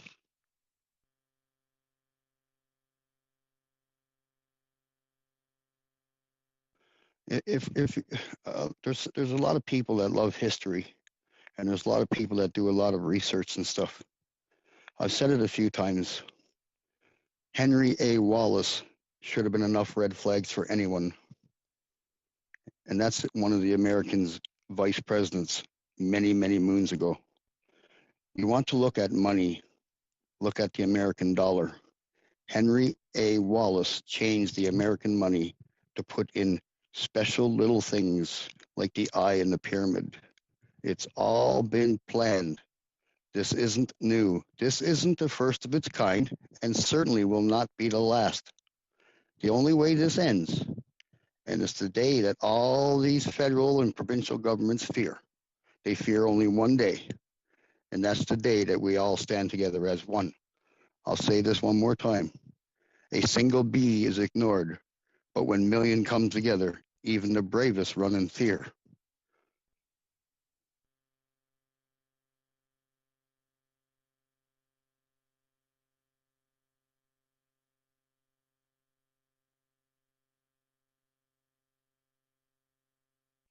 We have a lot of highly educated, a lot of common sense people in this space. I see MG Gads. Nice to see you, brother. I see some other people coming in. It's unbelievable the amount of knowledge we all have. Each and every one of us. I said it before. There's a piece of pie, okay? It's a pie. I'm going to use the pie theory, okay? This pie has 8 billion particles, and each and every one of us is a particle in that pie. The pie only bakes and raises if we're all a part of it. When you separate pieces from the pie, it folds, it do not cook, and it fails. The day we come together as one nation, one love. I've asked many people this before. Now I'm in Canada. I'm in the Beothuk Empire. I'm in Newfoundland. I'm the farthest east point in Canada you can get. And I'll ask again, when do we say enough is enough? Do you think a lot of us are keyboard warriors?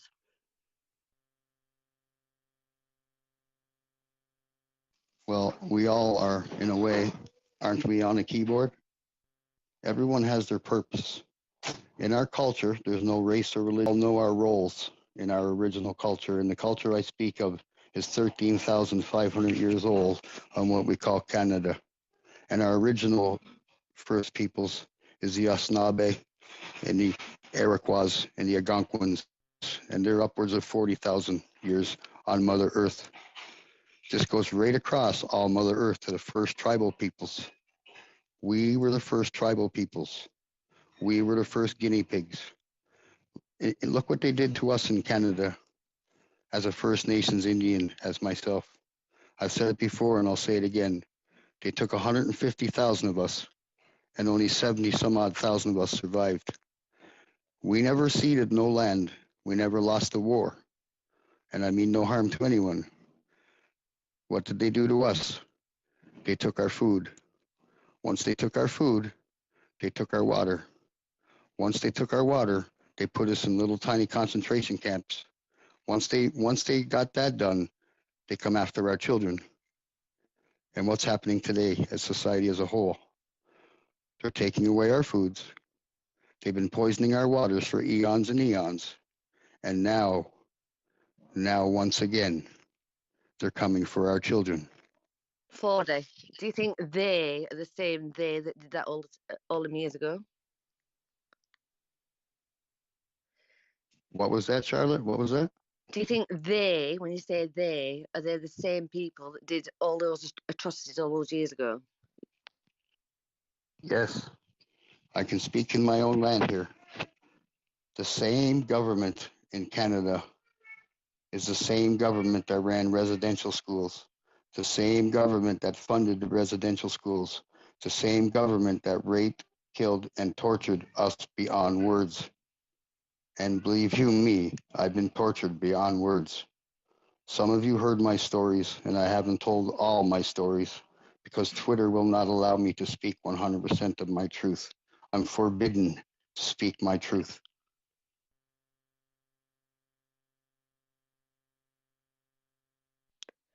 The Fringe, how are you?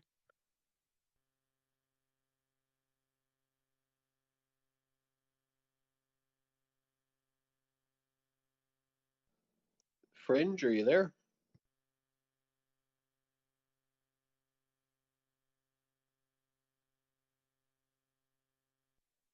Bohemian, on behalf of the Fringe?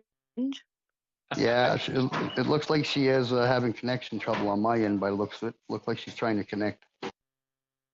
I can't speak on behalf of the Fringe, unfortunately. Is that because you've got a bald head? Very good, Charlotte. I did used to have a Fringe, though. I used to have one. You used to have the bangs back in the day. For people who don't know what a Fringe is. They call them bangs in America, don't they? Yeah, but I apparently think it they was do. booted off. I was booted off like 4 or 5 times. Oh, the Fringe, is it muffled?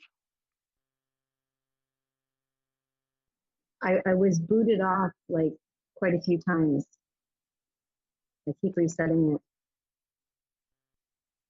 Hi, the Fringe.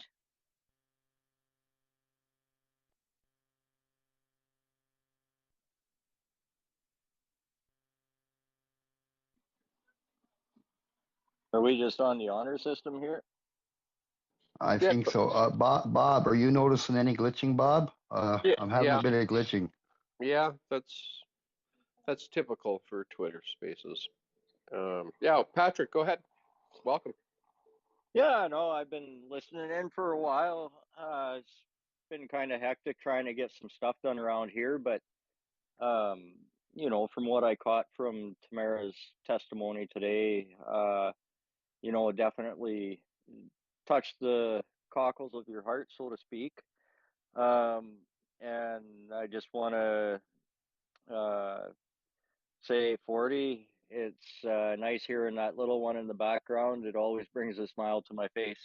Thanks, guys. That's my little squirrel, brother. Thank you, Patrick. Me little squirrel.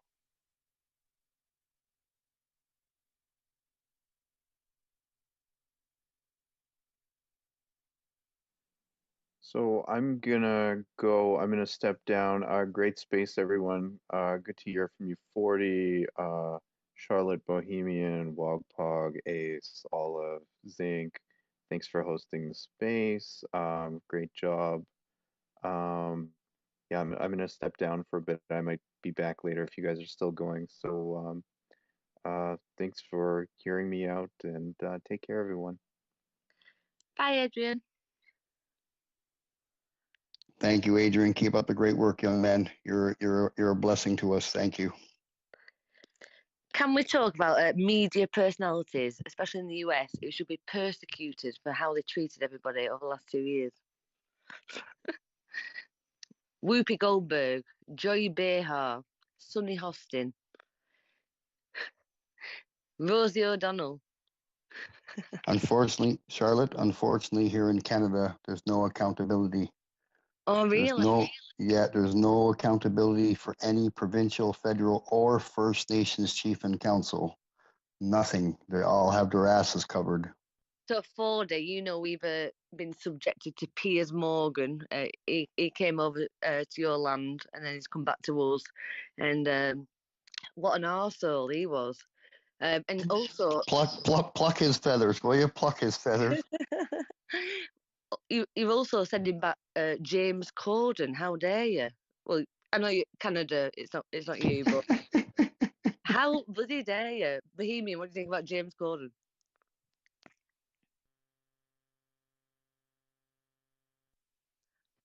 What do I think of James Corden? What do you think I think of James Corden? I'll shut the door on him. Fuck me. He's something else, isn't he? Couldn't be more about the money than James Corden. Go ahead, Fringe. You got your Fringe. Go ahead, Trish. You got your hand up, Trish. Go ahead. Good day. I'm not sure if I missed some things because I kept getting booted off. But I know that there was some stuff said about, people getting wrapped up into the Rona BS and whatever. And I just want to reiterate the mind control that they've been operating through different tactics for a very long time. And one of the main places that they operate there's one called Tavistock Institute. There is a book, and actually there's lots of the books, and I have tons of those. And if anybody wants any of those type of books, because I have all of those in PDF, and there's a site that I can send you where you can get books for free. But I also like the physical books. But another thing that they do is there's energetic grids placed over the land masses on Earth. There's, my perspective is a little bit different. Because I'm studying right now Keylontic science, which is the science of light and sound. So people keep talking about science, and I'm like, okay, you want to talk about science, and look at some of my books and what I'm looking at, and it basically also breaks down our 15th dimensional time matrix, where we're in density 1, we're in 3D, but what we're supposed to be moving to was we can move up through the 15th dimensional time matrix. What people are saying is that we're moving to 5D consciousness, which is the truth, basically, but they've tried to kind of infiltrate that so that it didn't happen. So there's a lot of other things going on in the spirit realms that a lot of people, still aren't aware of until they pierce those veils. But part of this Vaseline was also meant to do that. I've been using the word Vaseline because it hasn't, so I didn't get banned so much on Facebook and stuff. But you know, it's meant to basically cut you off from your spiritual connection to certain dimensions, because we have, you know, they tell us we have 2 strands of DNA. Well, that's bullshit. We have the other ones are not junk. They're just not activated because they've been basically like, I see it like a light braid that they popped all the things out of, and we just got to pop them back in. But in order to pop them back in and activate our DNA, so we have access to the higher dimensions of consciousness, which means basically higher levels of awareness, you know, and tapping into our internal gifts and things like that, seeing our connection with one another as well as Mother Earth, and all the elements and everything like that. But in order to do that, we have to bring in frequencies that are higher than where we're currently operating in the 3rd dimension. So basically, you know, when you use your, like, people call it the 3rd eye, but like it's tapping into your imagination or visualization. You're bringing in frequencies from above the 3rd dimension. So it helps to create here, but it also helps to plug our DNA back in. There's certain seedings of humanity on Earth, you know, that we've basically, you know, one seeding is meant to, you know, say we have 2 strands, we're meant to work on the 3rd strand, and then the next seeding we work on the 4th strand, that kind of thing. The thing is that where they've had different mind control tactics as well as wiping our memory so we don't remember who we are when we reincarnate here on Earth, we don't remember all these things. So what's happening right now on Earth, there's a lot of codes coming from the sun, plasma codes, which is activating our DNA. Sharing spaces like this, we activate each other because we all have codes that we might not be aware of, but even walking by people in a store will activate these codes. The people that have been orchestrating this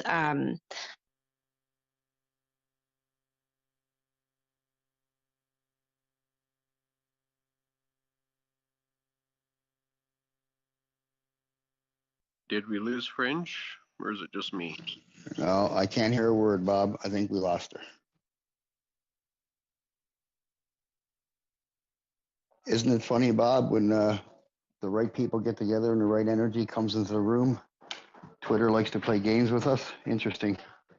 But you go into a space where there's total chaos and there's not a problem. Yeah, glitch. They don't want me to keep talking. Yeah, there you go. We got you back. They boot me right out Twitter altogether.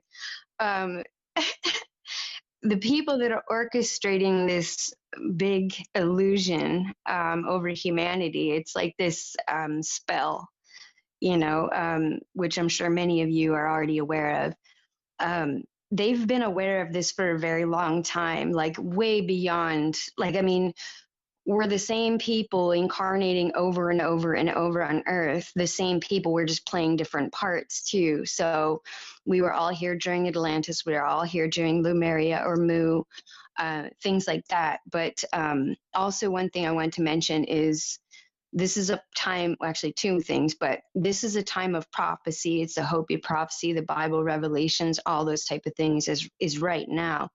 Once we can keep ourselves connected to that spiritual part, you can kind of break through these mind control tactics, because like where I'm pretty intuitive, that I was able to see and feel and sense the energies that people were carrying.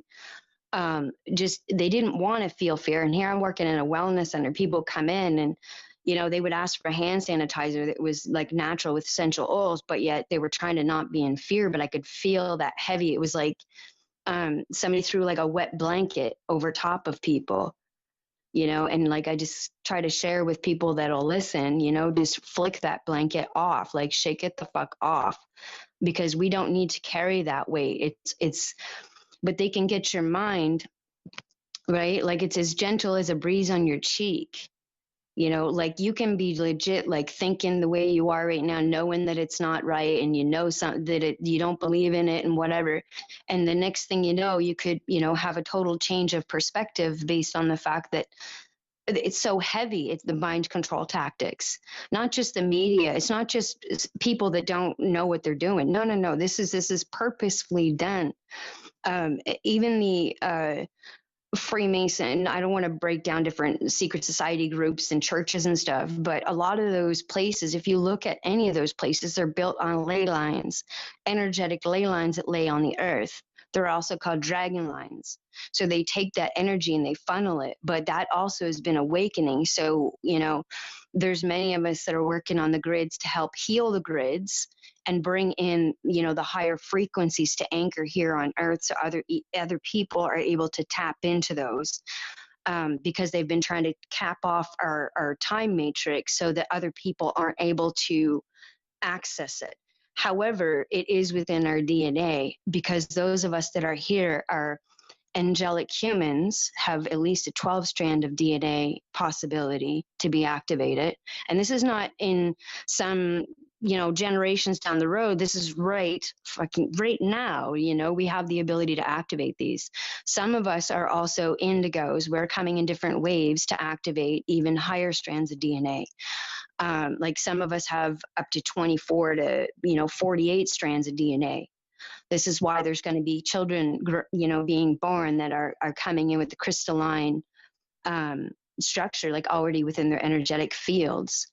You know, there's a lot more going on Earth that it's not just the Vaseline, but the Vaseline was a huge tipping point and it helped wake up some people. But basically, like, we're all coming to the point of awakening. Like, it's like if you could see the most magical world ever where everybody loves one another, there's no more like lack and debt and fear and anger and wars. It's none of that. It's the happiest place when you feel great about yourself. You have an outfit on that you feel good about. You're going to a place that you're looking forward to. That feeling is like fifth dimensional consciousness. That's where we're going to, and we have access to higher than that. So they knew that this time was coming. So they're doing everything they can to create more fear and panic in the world, because they feed on that. Just links into the adrenochrome and everything else that they've been harvesting with the human trafficking and the child sexual abuse and satanic ritual abuse and all that kind of stuff. But yeah, so there's dragon ley lines, and we can heal those by even being out and putting our bare feet on the earth, going out into nature, tapping in, because it clears our field, as well as getting out into like the oceans and things like that. Anyways, I could talk forever. Okay, one love.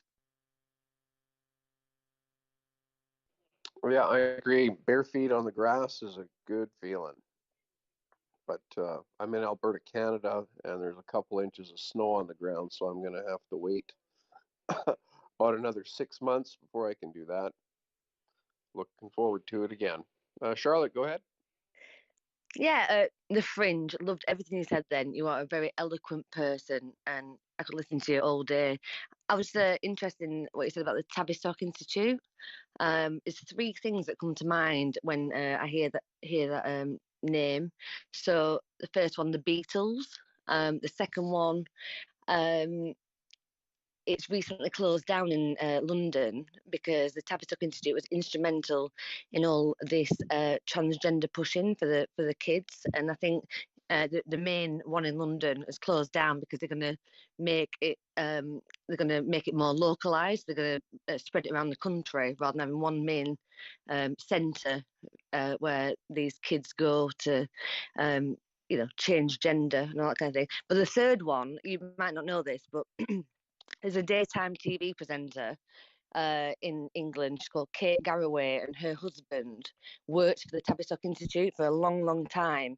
And he, in the UK, is known as the person who suffered from COVID the most. He's been in hospital for about 24 months or something daft like that.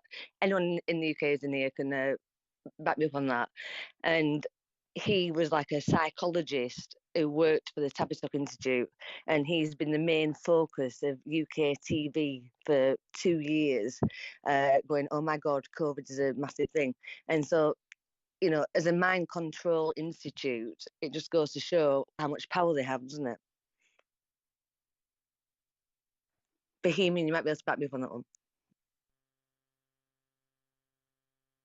Stockholm Syndrome has been working for 500 plus years.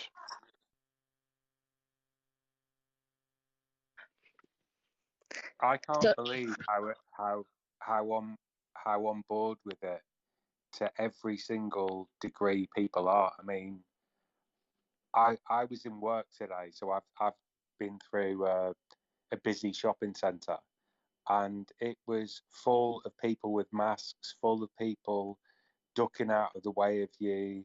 I don't think it's there anymore, but a couple of weeks ago there was signs saying there was a vaccination centre there.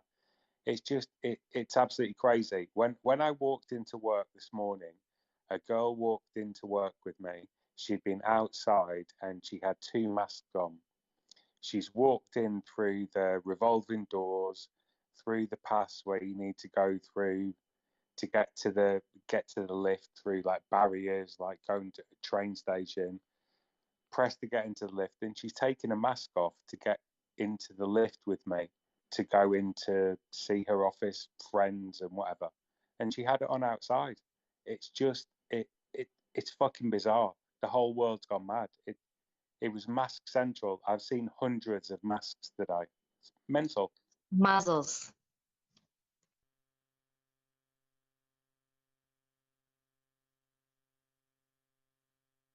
Can we stop calling them masks and call them muzzles? Call them whatever you want. Honestly, it's crazy. There's more people as it's getting slightly colder here.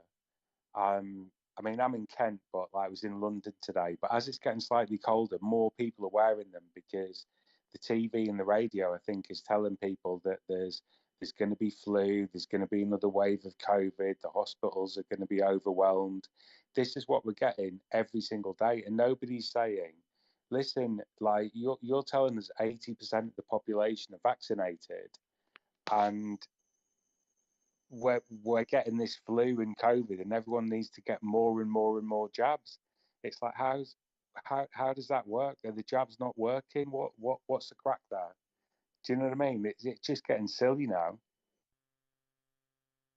I'll touch part on why that's in place. I've been posting some documentation and stuff, and just in Ontario alone, which Ontario is the biggest province in what you call Canada, each doctor received $220 per jab and $13.50 per injection. So if you look at the numbers in Ontario and you times that by 220 and then times that by $13.50, you'll have your answer.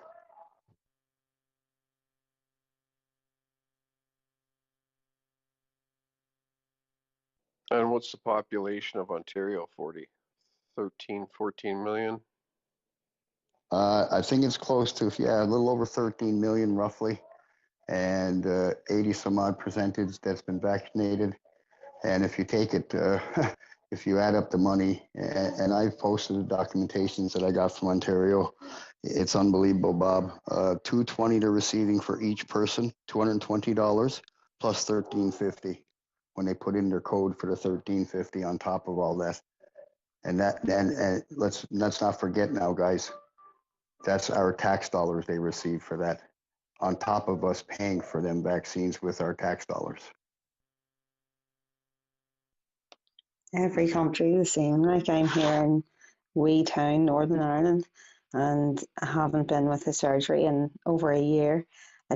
I'm a bit unusual in the sense that most of my life I have been a bit more like that anyway, and let's say more awake or whatever, right? So since I was a kid, what I notice is that they're still playing that game here, and the doctors, they've restricted all their appointments, and it's just insane. You go into the place, and the majority of people, I had to go in 2 or 3 times recently. That's why I'm with them.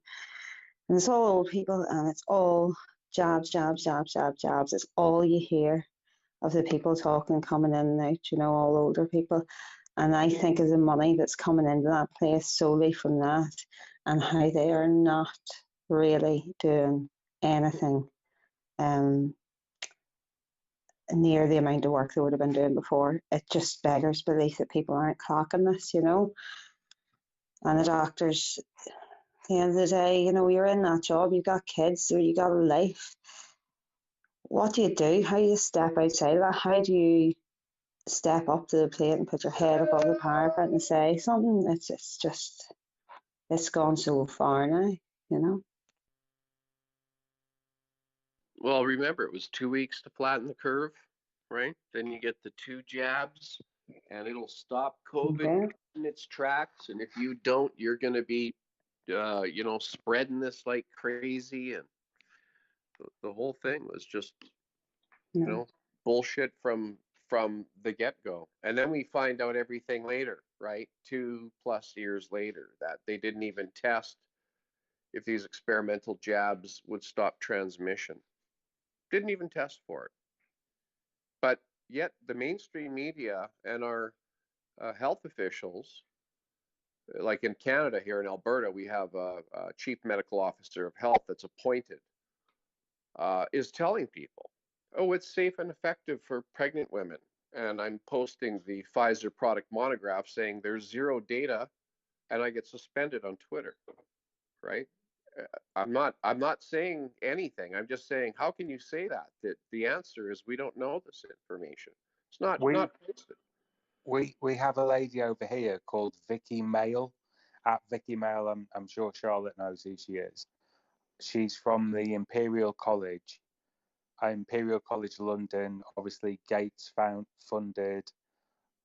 They've had a lot to do with all of the vaccines and a lot of the propaganda that's come out. And she's doing videos and doing posts every few hours, basically just pushing this to pregnant women. And she's saying the stillbirths are down if you have the jab. And it's constant. It's several times a day on my feed. I like to see what she's posting, and it's several times a day it pops up on my feed. And it's unbelievable. She's Gates funded Imperial College London. It's crazy. Well, we know people, we've met people through Twitter Spaces that have unfortunately had pregnancies, terminated due to these COVID jabs.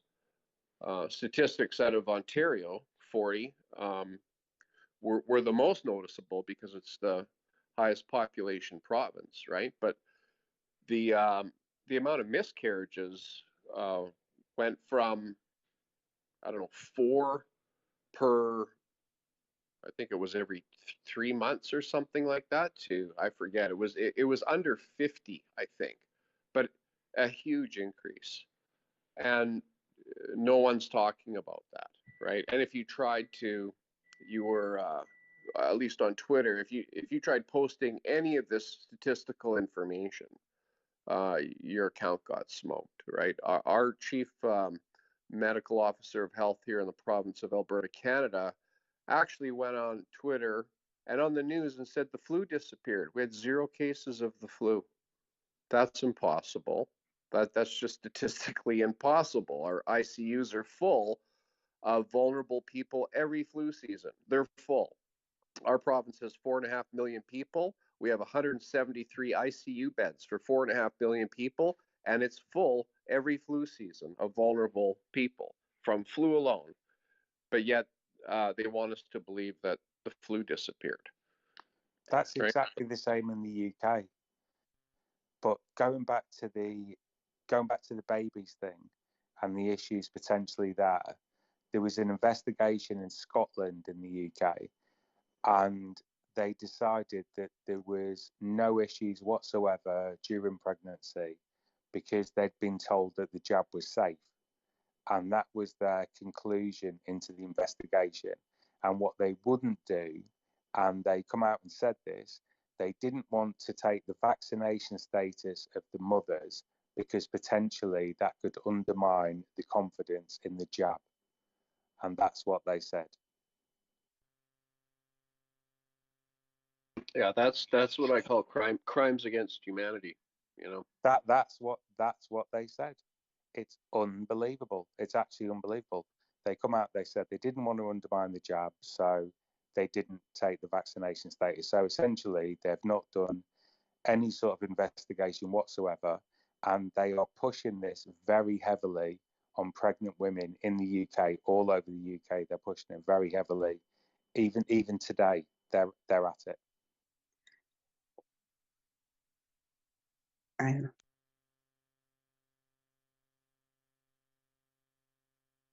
Go ahead, 40.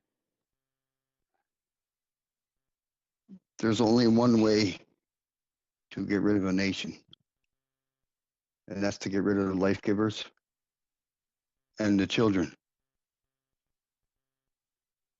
I shared some information for years and years, as Bob, you know, and Bob, a few of you that follow me know that this is my third account. My last two are nuked. I have no access to it, even though Elon says they're going to unsuspend. It's total bullshit. I have no access to my last two accounts. I've been pushing information for almost 5 years on Twitter. For you American guys down there, MGADS, my brother.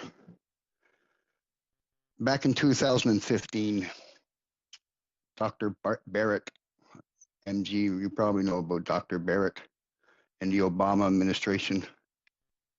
They signed a backdoor deal about the patents of this Frankenstein coronavirus. And at the time, it was Dr. Barrett and the Obama administration. So the government that's in order now into America is the same government that designs and owns the patents of these vaccines. And in here in Canada, Justin Trudeau is involved with the same organizations. Justin Trudeau just ordered another 63 million doses. Yeah, 63 million. And prior to that, he ordered 10 times the amount of vaccines that we needed for the population of Canada. And like Dr. Malone said, including the moose, because he owns shares in that Equitas in BC. The BC government has a lot to do with this, and the federal government, and Dr. Barrett, and the Obama administration. And it's unbelievable how these people are allowed to be pushing this, and it's beyond words the amount of people that have blinders on and don't want to see it. But people in the UK know about this. I know. In the UK, I know. It's crazy, isn't it? Like, why isn't anything being done? If I know in the UK, how on earth isn't something being done about it? Bohema? The only way to control society is to create confusion and fear, and it's working. They've been doing it for eons. They use fear because fear is their biggest weapon in their arsenal. They use the grandmothers first. Oh, get for your grandparents. Oh, the children. It's all a manipulation. It's manipulation 101 at its finest, and it's been going on for eons. Society will wake up one day. I just hope it's not too late.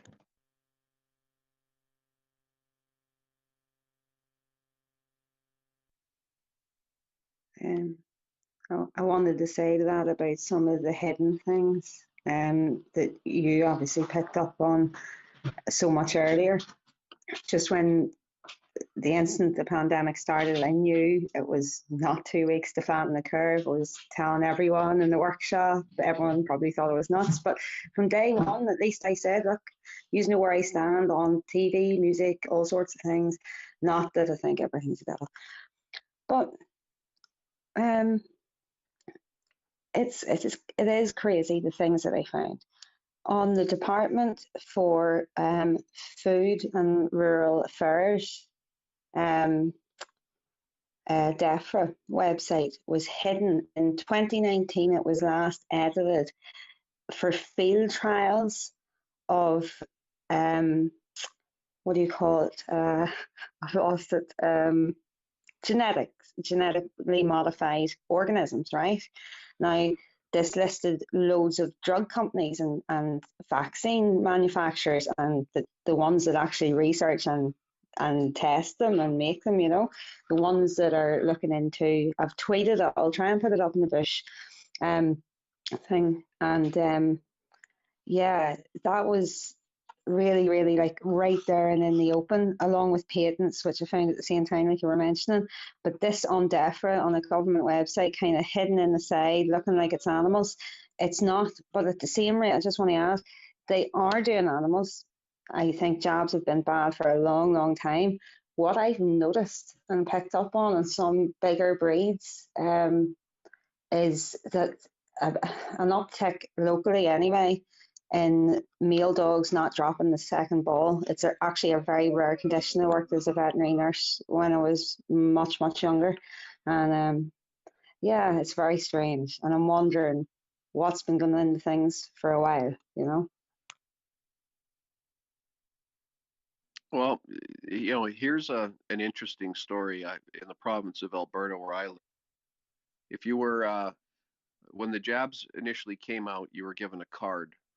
It was your Alberta Healthcare immunization card. And you would show that to go into public places, restaurants, whatever, right? Work kind of thing. And that would show that you got jabbed. Then the government changed it to a QR code. And if you had your provincial health card saying you're jabbed and you didn't have a QR code, you were denied access everywhere. So what the hell's the point of being vaccinated with proof of a government issued, provincial government issued healthcare card, but you don't have a QR code? That is, and that went right across Canada. So there were a lot of people not participating in the QR code scheme that were vaccinated, that were being denied everything, right? So it wasn't about the vaccine at that point. To me, that's the clearest thing. Because if it was truly about a pandemic and 2 jabs to stop the spread, the QR codes would have never existed, right? And that went worldwide. They're just pushing for this digital ID, QR coding, as many people as they can. So that's sort of where the Freedom Convoy came in, because of all this nonsense. People were losing everything because of the government mandates, which completely violated our charter rights, our medical rights, our rights to privacy, body autonomy. All of these things come into play, and the government just pulls these mandates out of thin air, right? Destroying everybody's lives. People couldn't have weddings, couldn't attend funerals, couldn't attend, old age homes, couldn't work, etc. All over a QR code, right? So to me, that was the biggest tell that society, needs to wake up to, is that even if you were vaccinated, if you didn't have a QR code, and they actually tried it in a grocery store there in, I think it was Nova Scotia, where they were going to start asking people for QR codes to access the grocery store, and all hell broke loose on social media about that, and that got shut down real quick, that idea. But this is how far these, evil bastards were trying to push this stuff. So if anybody still thinks this is about a pandemic and vaccines, after hearing that, I don't know what more I can do to tell you to help you believe that it's all bullshit. So, do you know what though? All over the UK, everybody was cheering on the truckers. I was listening to Spaces at all hours of the day, buzzing from it, looking at all of the footage. Honestly, I can't speak for everybody else in the UK that felt the same way that I do, as in what was going on, sort of thing, what they thought was going on. But the people that I spoke to, that I knew, all of them were absolutely fucking buzzing from the Canadian truckers. It was fantastic. It was great. So I think it did go worldwide. I think it was a fantastic thing. I think the next hand up was it's not a vaccine. Welcome. Go ahead. Hello, and hello to everybody who knows me, a lot of people in the space. I'm a little reluctant to speak in a space that's being recorded, but I just want to pick up on things that was said about the QR code.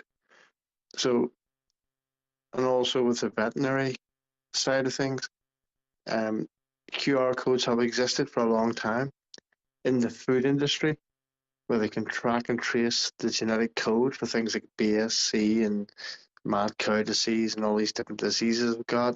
They follow things like foot and mouth disease. So all they really did here is level up. They've stepped this up to the human species, and this has always been part of the plan. And part of that is also tagging, which is what we do with animals. We tag our dogs. so they can be scanned. So that's what's coming next. And part of that is also biometrics. Biometrics is not about your fingerprint or your eye print. It's literally the way you walk. That's your biometric. So that's what's coming next. So I just want to put that out there into the space. There's a lot to discuss in this topic.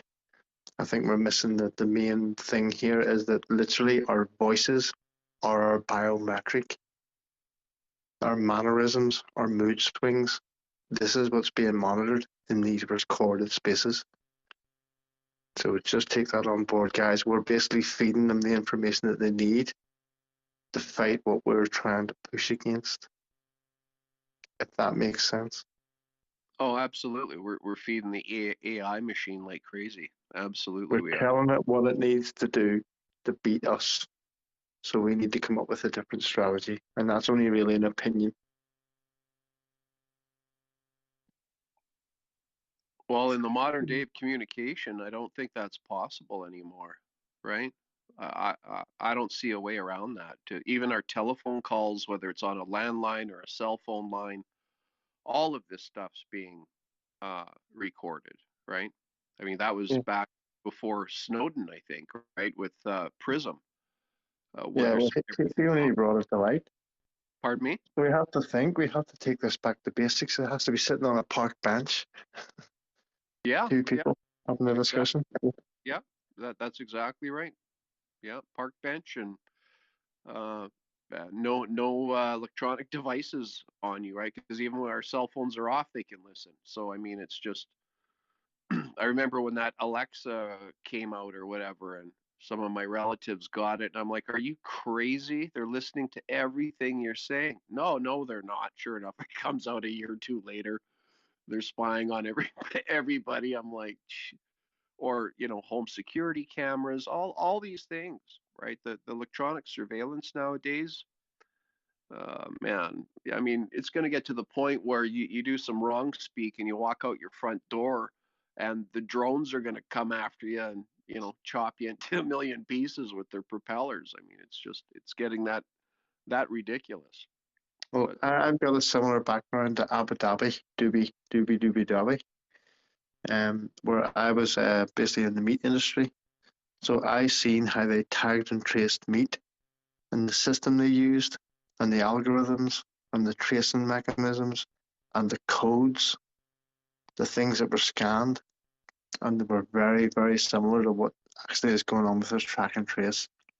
And to me, that was very profound to see that similarity with it. We're just cattle. They just treat us like cattle. That's all we are to them. Yeah, exactly. Useless eaters, as the WEF likes to call us. Yep. Let's go So to thank you for the space. I'm going to relent. I'm going to drop down and listen to your beautiful voices. Thank you for your space. Yeah, thanks for joining us. Let's go to Patrick, and then we'll get to 40. 40 was ahead of me if he wants to go. No, you go ahead, brother. You go ahead. All right, thanks. Yeah, like, I used to work in healthcare up until 2015, and to be perfectly honest, I'm ashamed to admit that, I used to work within that healthcare system, and I do have family members that work in the current healthcare system now. So, I can speak out, but I have to be careful how I speak out because the employer of my family, um, they would actually take it upon themselves to make life absolutely miserable for my family members that work in the healthcare system, or they would find a way to fire them. The one thing, it was kind of brought up about, the pandemic, and, it goes back to, definitely it was the whole thing was highly, highly controlled, um, particularly the message. And they only gave you what they wanted you to see, and that was it until we started speaking up and started, digging in all the right spaces, right? Um, and but yeah, I just like, to kind of close out, I just want to thank everybody for the opportunity to speak, and again, 40. That little mite, hearing him in the background always brings a smile to my face. So, but I'm gonna have to head out for the evening. So, thanks for everything, and have a good night. And actually, Bob, is Zinc streaming the uh, commission tomorrow?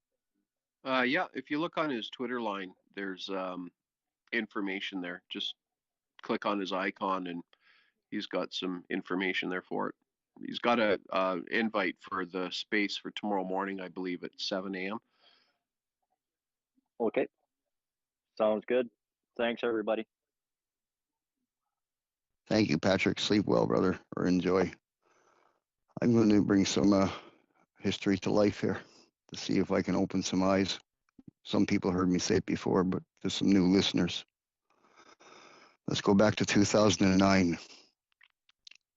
2009 H1N1 outbreak. And people remember 2009? That H1N1 outbreak? I'll explain to you how they care about people. In 2009, us First Nations people usually gets the brunt of it all first, as you know. In Saskatchewan, in one of our Northern Brothers reservations, the federal government shipped a truckload of medical supplies to a First Nations reserve. And when the chief and council opened up the truck, it was full of body bags. It wasn't medicine for the elders or the youth or the community. The truck they shipped to that reserve was full of body bags. And I want everybody to sit back and think about when they rolled out this first. Who were the first ones? Who was first on the list to receive this? First Nations reserves, because according to the federal and provincial governments, our people were the highest fatality rate to pass this on because they believed of our lifestyle. The First Nations people were first on the list to receive it because they know the more of our people that take this, they will take total control of what we call Canada. Because some of you know that we hold the two-row wampum belts as the stewards of the land in what you call Canada and America and South America. So if they eliminate the First Nations Indians, they have total control over everything. And an eye-opener should be to anyone, and each and every one of you know this history. You all know it. It all started with the blankets. The blankets were infected with a smallpox disease. No one in the government, federally or provincially, received the blanket. And no one outside of the First Nations people received the blanket. Only us First Nations people received blankets out of good faith. Because when that came out way back when, it was coming on winter. So they handed out a bunch of blankets to us full of a virus that was planned. Like I said before, this isn't the first of its kind, and certainly won't be the last.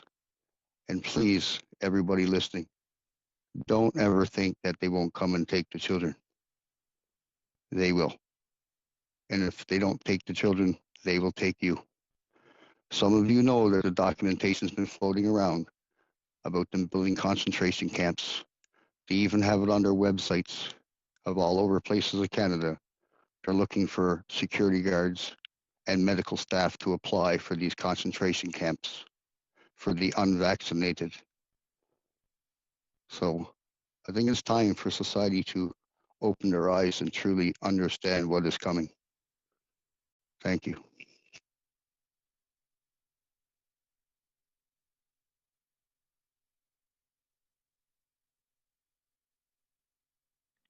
Thanks, 40.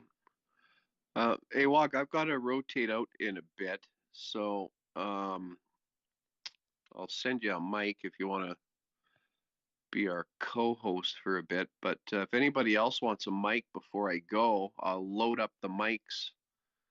And I don't know how long Zinc's going to be sleeping for because he won't be able to add another co-host. So if you guys want a mic, absolutely request one, and I'll get everybody up here. Let's load up the mics before I go in about 5 minutes or so.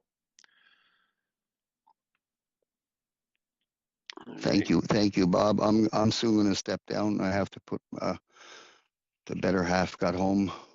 My beautiful better. I'm pulling a global. My beautiful better half is not long home, and it's soon time for family and cuddle time.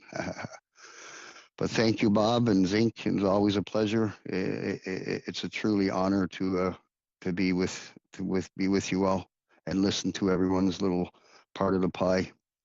Keep up the great work, guys. We are many, and we will win, because we must remember, please remember, what happens in darkness always comes to light. Thank you. Thanks, 40. Take care. Thanks for hanging out with us, and have a great evening. Okay, who do we got here? The Fringe. Welcome back. Go ahead, please. Okay, I just wanted to, well, I am aware, obviously, of the smallpox blankets, and I'm currently reading a book called The Roswell Deception and the Demystification of World War II by Douglas Dietrich and Peter Moon. And Douglas Dietrich, in this book, there's a lot. I'm only on chapter 10, but it did bring up smallpox, as well as how they started with the Vaselines. And how they call it, like, the truth of a lot of the things. Douglas Dietrich was somebody that had he was responsible to burn the documents in this place called Presidio, which is connected to military. And I guess, like, all the military doctors, were didn't have to follow the Hippocratic Oath, and neither did the general attorney. I don't remember what the words are because I'm still reading the book. But they did mention also that Vaselines they had a different name. And I'd have to look through the book to find it, but it did start with a V, and it was about the same length as the word, I don't even want to say it, but it was a different word that they used. And they used, like, certain things, like people that were sick, they used paper cuts to spread it. And this even goes back to the Spanish flu and everything like that. So I just wanted to mention that. And I am aware of them targeting the indigenous communities. And one of the ones that I was called to help put out, because I have a pretty big network on Facebook about the Australia, and a lot of people didn't believe it was true. Like, people that know me knew that I wouldn't have shared it with a bunch of people if I didn't know what I was talking about or research it. But other people that didn't know me thought it wasn't true. But we knew it was. We had clips of, people trying to escape from the camps that they were holding them in, and that they were going to, like, northern communities and forcibly injecting people. And connected with that, I also wanted to mention that as far as I'm aware, it's meant to target specific bloodlines, and, like, mainly the A positive bloodlines. This has to do with how we use our brain, how the energy moves through our brain. A's are usually focused on the left. Now, it's a lot more deeper than this, and I'm not, like, at all, like, an expert on it or anything like that, but just from what I've been studying with some people that I do know that study the bloodlines and things, that A uses primarily the left side of their brain, which is more the analytical. The B use more the right, AB is the front, and O is the back. And they've been using, like, a blood Kabbalah, which is like a map of spears that they put, like, if you were to put it over top of your head to activate certain neural pathways in our brain to create fear and grief and things like that.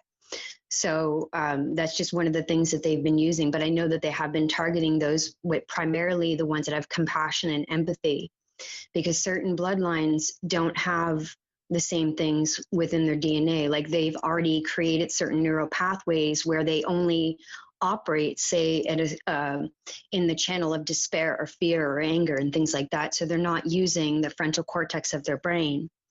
That also comes down to the lipid nanoparticles that are in these Vaselines, and has to do with the Marburg, which is like basically something that they thought was in just a genetic thing, but it's where people lose the ability to use a frontal cortex of their brain, and therefore they like bite people and things like that. And that's why they have all these zombie preparedness things going on with the army and you know, all these other 3-letter agencies. They've been doing the zombie preparedness. I'm sure you guys all seen that. And I do have a buddy that just taught a class on it, so I haven't taken it yet, but he has given some information in it on how to not only combat that, but like also reverse some of the damage of this nanotech. But what I do know from studying like my herbalism, and like before I did reflexology, I had to study anatomy and physiology. So, and then with herbalism as well as aromatherapy, we had to learn everything about, you know, how the plants and things like that connect to our body and our systems. So, well, in the natural medicine protocol that I've pinned on my post, there's like simple things that I can tell people that I do share with people to stop a spike protein. Doesn't matter if it's the nanotech one or not, to stop it from self-replicating through our cells. Because even if we're around other people that are Vaseline, or we are, you know, some people are, I'm not, I've never worn a muzzle, I'm not injected with that. It's causing it to go into your auric field in your breath and everything. So, but things like simple things that you can do to stop a spike protein from self-replicating through your cells, regardless of what spike protein it is fennel, star anise, and peppermint tea. Very easy things to get. Fennel, star anise, and peppermint tea. And dandelion root helps so that it doesn't attach to or hook into the ACE2 receptors. Now, the ACE2 receptors are the ones that they're mainly targeting. And not all the bloodlines have a high concentration of the ACE2 receptors.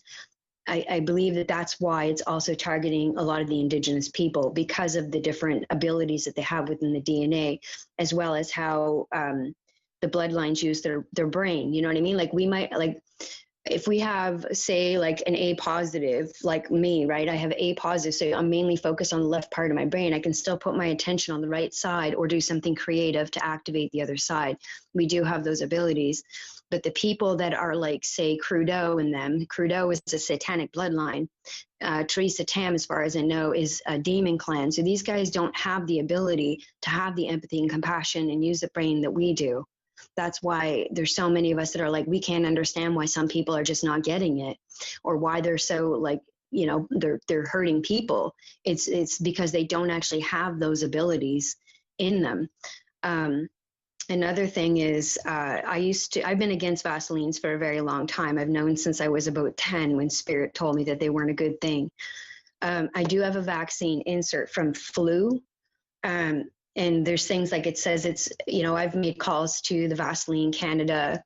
All the links that were on the government website were all broken links. They put you over to Vaseline Canada, which is a group of basically corporations put together. So they're the ones controlling it. It's not even anything to do with the government.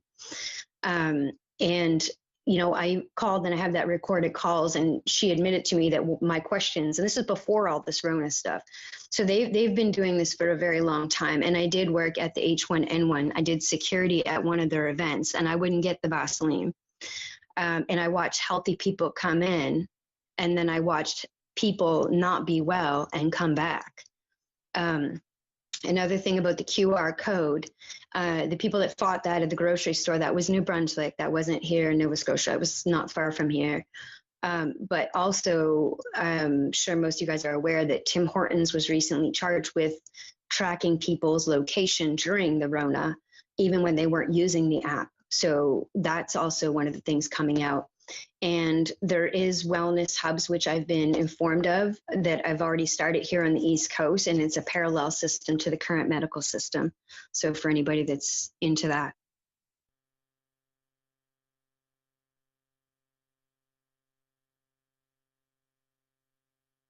Great info. Yeah, I wasn't sure what province. It was New Brunswick they did that, eh? The QR code. And and just to add to that, Health Canada, right? Spying on everyone's cell phone, every cell phone in Canada. So, um, what's that all about? No parliamentary oversight, no nothing, just spying on every Canadian with a cell phone. So, how long have they been doing that for before that was released? Unbelievable. But anyway, folks, I've got to run. So if anybody wants a mic before I leave, request one. Because until Zinc wakes up, we're going to be not able to hand mics out. So going once, going twice. Thanks everybody for joining us. I enjoyed all the speakers and listening to everybody, and we'll see what tomorrow commission brings with the cross-examination, I think, starting in the morning with Tamara. So it'll be interesting to watch that. I'm looking forward to it. So everybody have a great evening and carry on the conversation. Take care.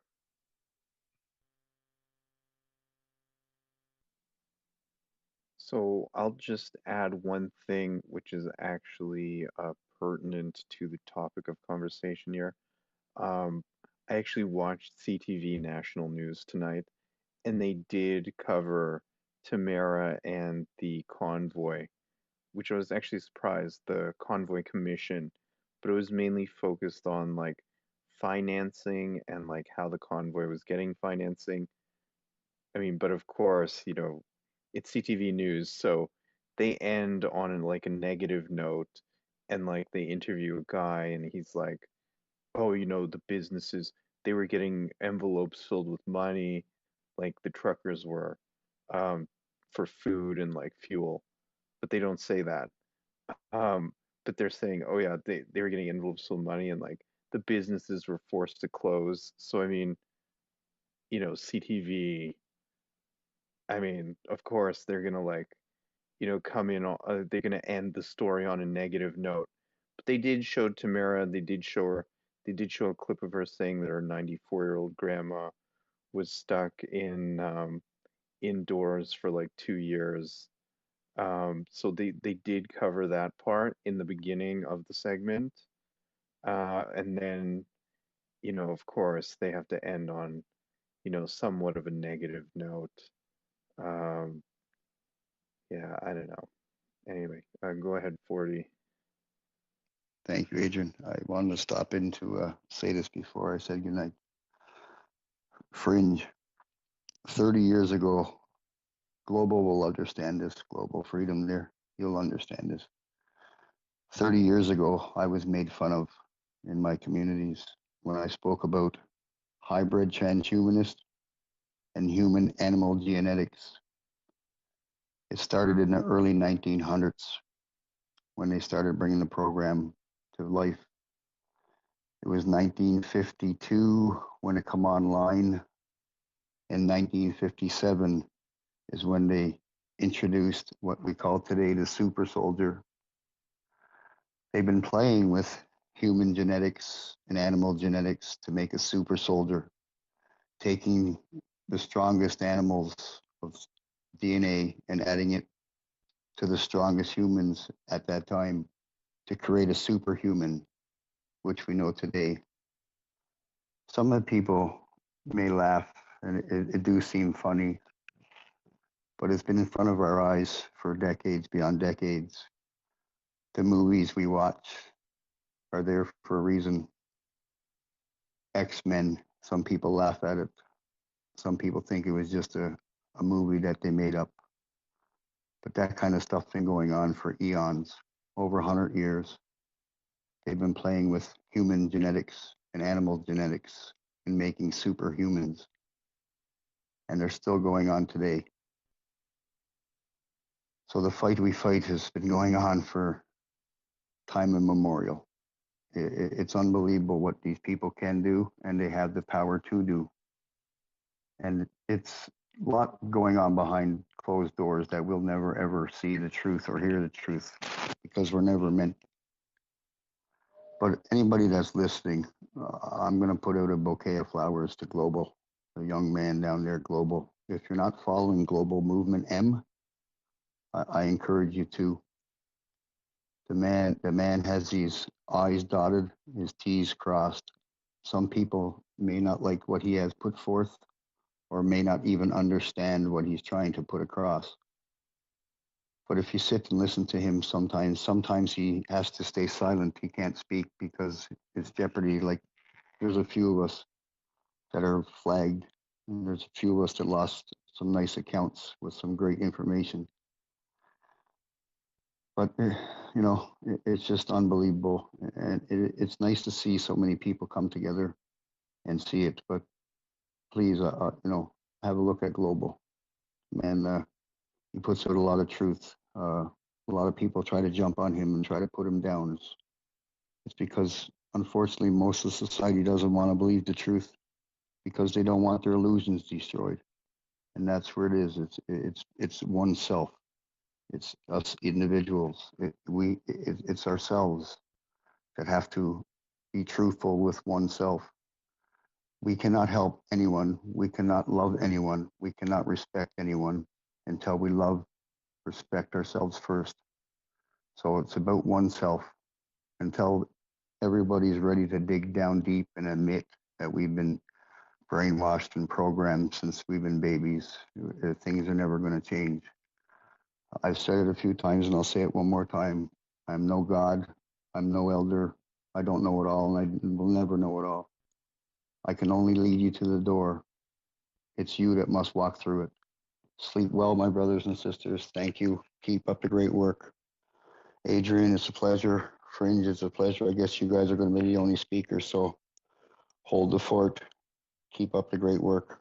And sleep well, my brothers and sleepers. Sleep well. In our language, we don't have a word for goodbye because goodbye means forever. But in our original language of this land, we say namoltis. Namoltis means I'll see you, and up namoltis means I'll see you later. Sleep well. Sleep well, 40. Take care. Great to hear from you.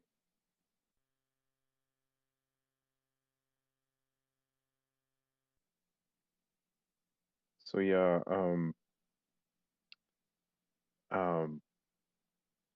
I'm actually gonna put a tweet in the nest. Actually, I don't know. I'm not co-host, so I don't know if I can do it. I think I can though.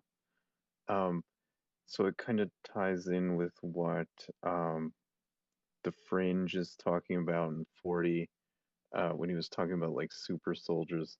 So I don't know if anybody knows this, but there was actually a Chinese doctor a few years back, and he made the first CRISPR edited babies to be more resistant to HIV, and then the Chinese government supposedly put him in jail. But I don't know if he actually went to jail. I was thinking he's probably in some like bunker, like creating the next Chinese super soldiers. I mean, that's purely speculation on my part, right? But I mean, they say that they put him in jail and now he's out of jail. So I'm actually just making this tweet to the MIT Technology Review, which is an article about him, that he created these.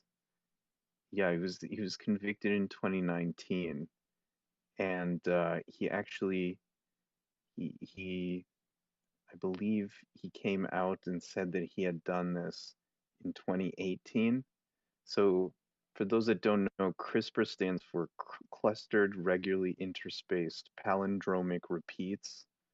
So I mean, I'm no geneticist. I don't know exactly how it functions, but you know how the genetic code has that like GATTACA, so it's like the base amino acids of the genetic code. So I think it's like guanine, thymine, adenine, and guanine, adenine, thymine, and something else, cytosine.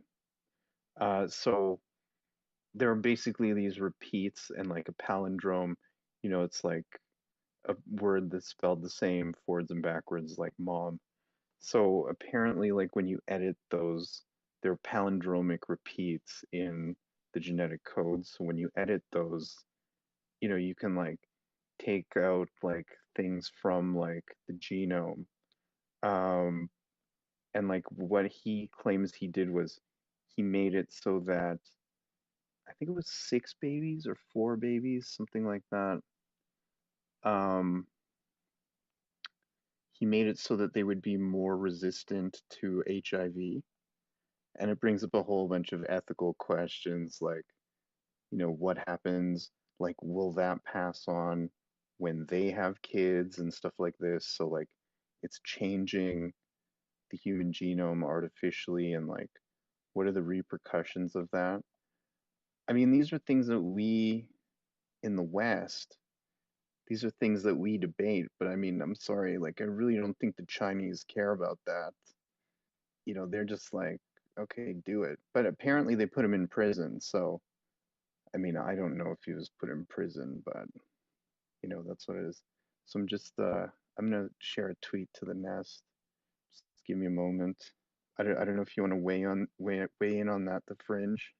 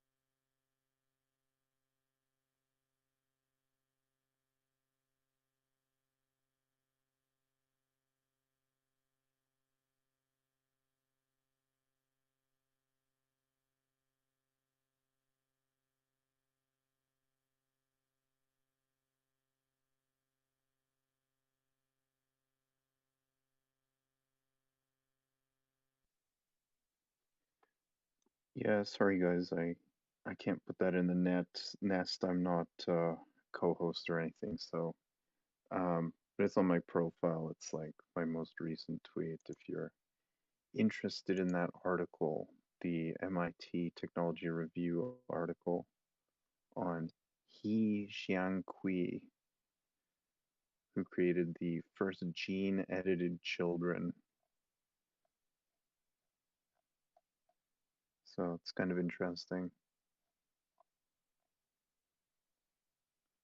The Fringe, you still there?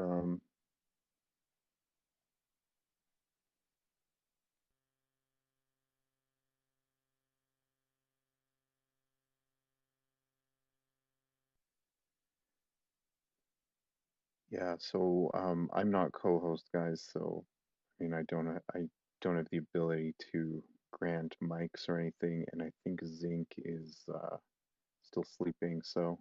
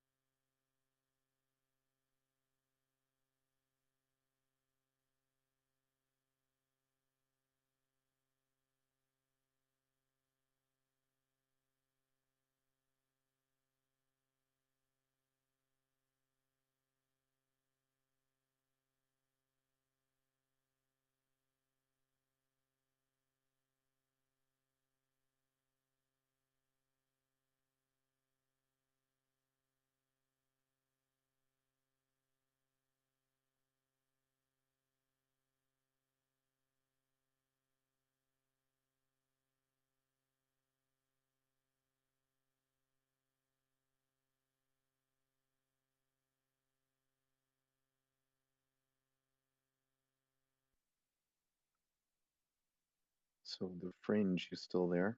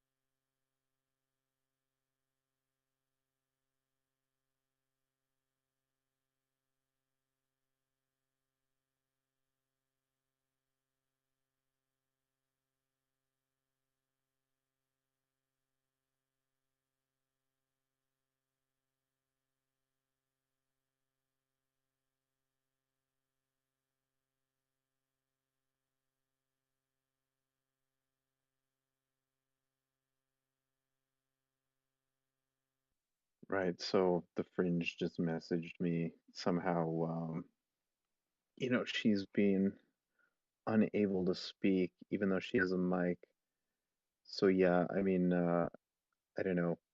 I don't know where Zinc is. He's really the only one that can prove co-hosting or something like that. Then I'm not co-host, unfortunately, guys. So, you know, I can't invite you to take a mic and come up and speak, unfortunately.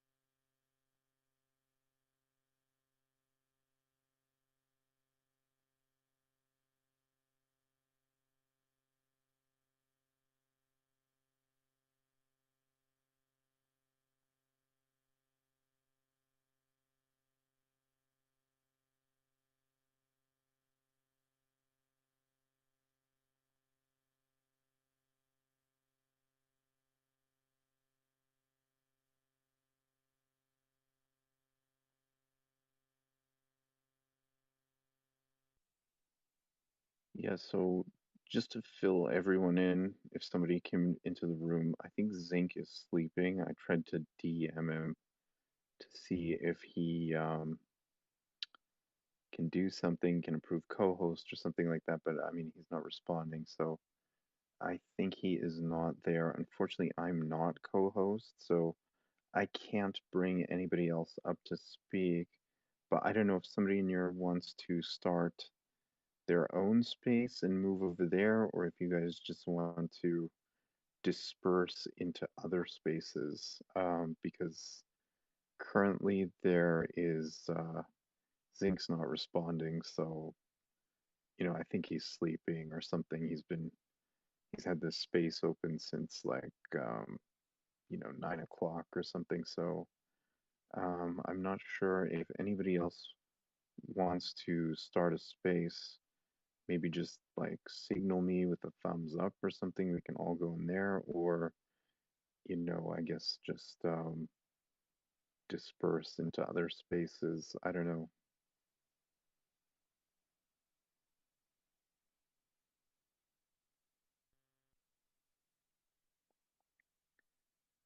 I mean, I would start a space myself, but I'm probably going to have to get to bed pretty soon. So, but I would co-host a space if somebody else wants to start a space.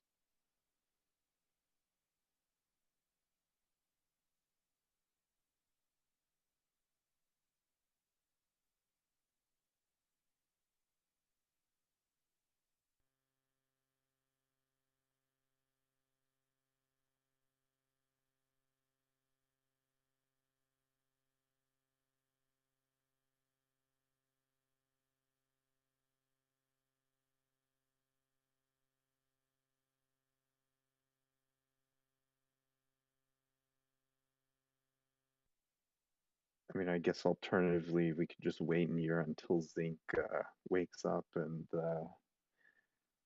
you know, starts administrating the space again.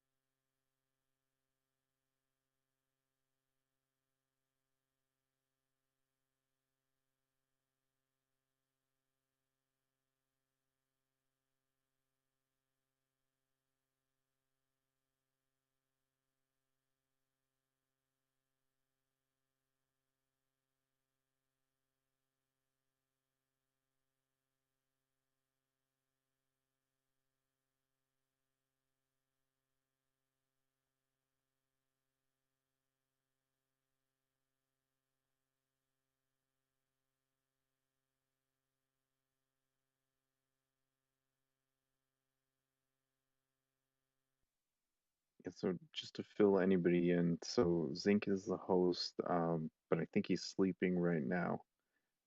Unfortunately, I'm not co-host, so I can't bring anybody else up to speak. So I don't know if somebody wants to start a space. I would co-host the space for a little bit. I mean, I would start a space, but you know, I got to get to bed soon. But I can be willing to co-host for a bit if somebody else wants to start a space. I don't know if you want to start a space, Habs, or something. Yeah, we don't have any regulars in here that normally start spaces, so just throwing it out there. Or we can all just wait here and for Zinc to wake up and begin administrating the space again. I don't know.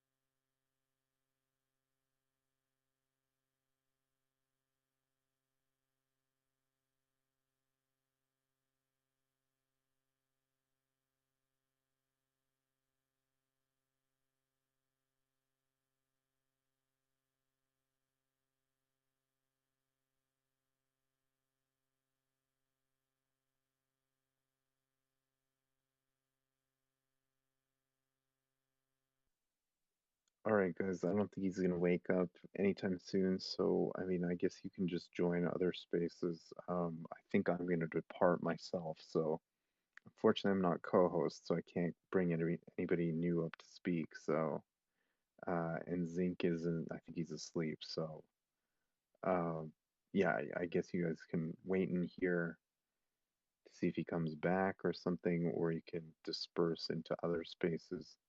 I think I am going to disperse into another space. So, yeah, take care, everyone.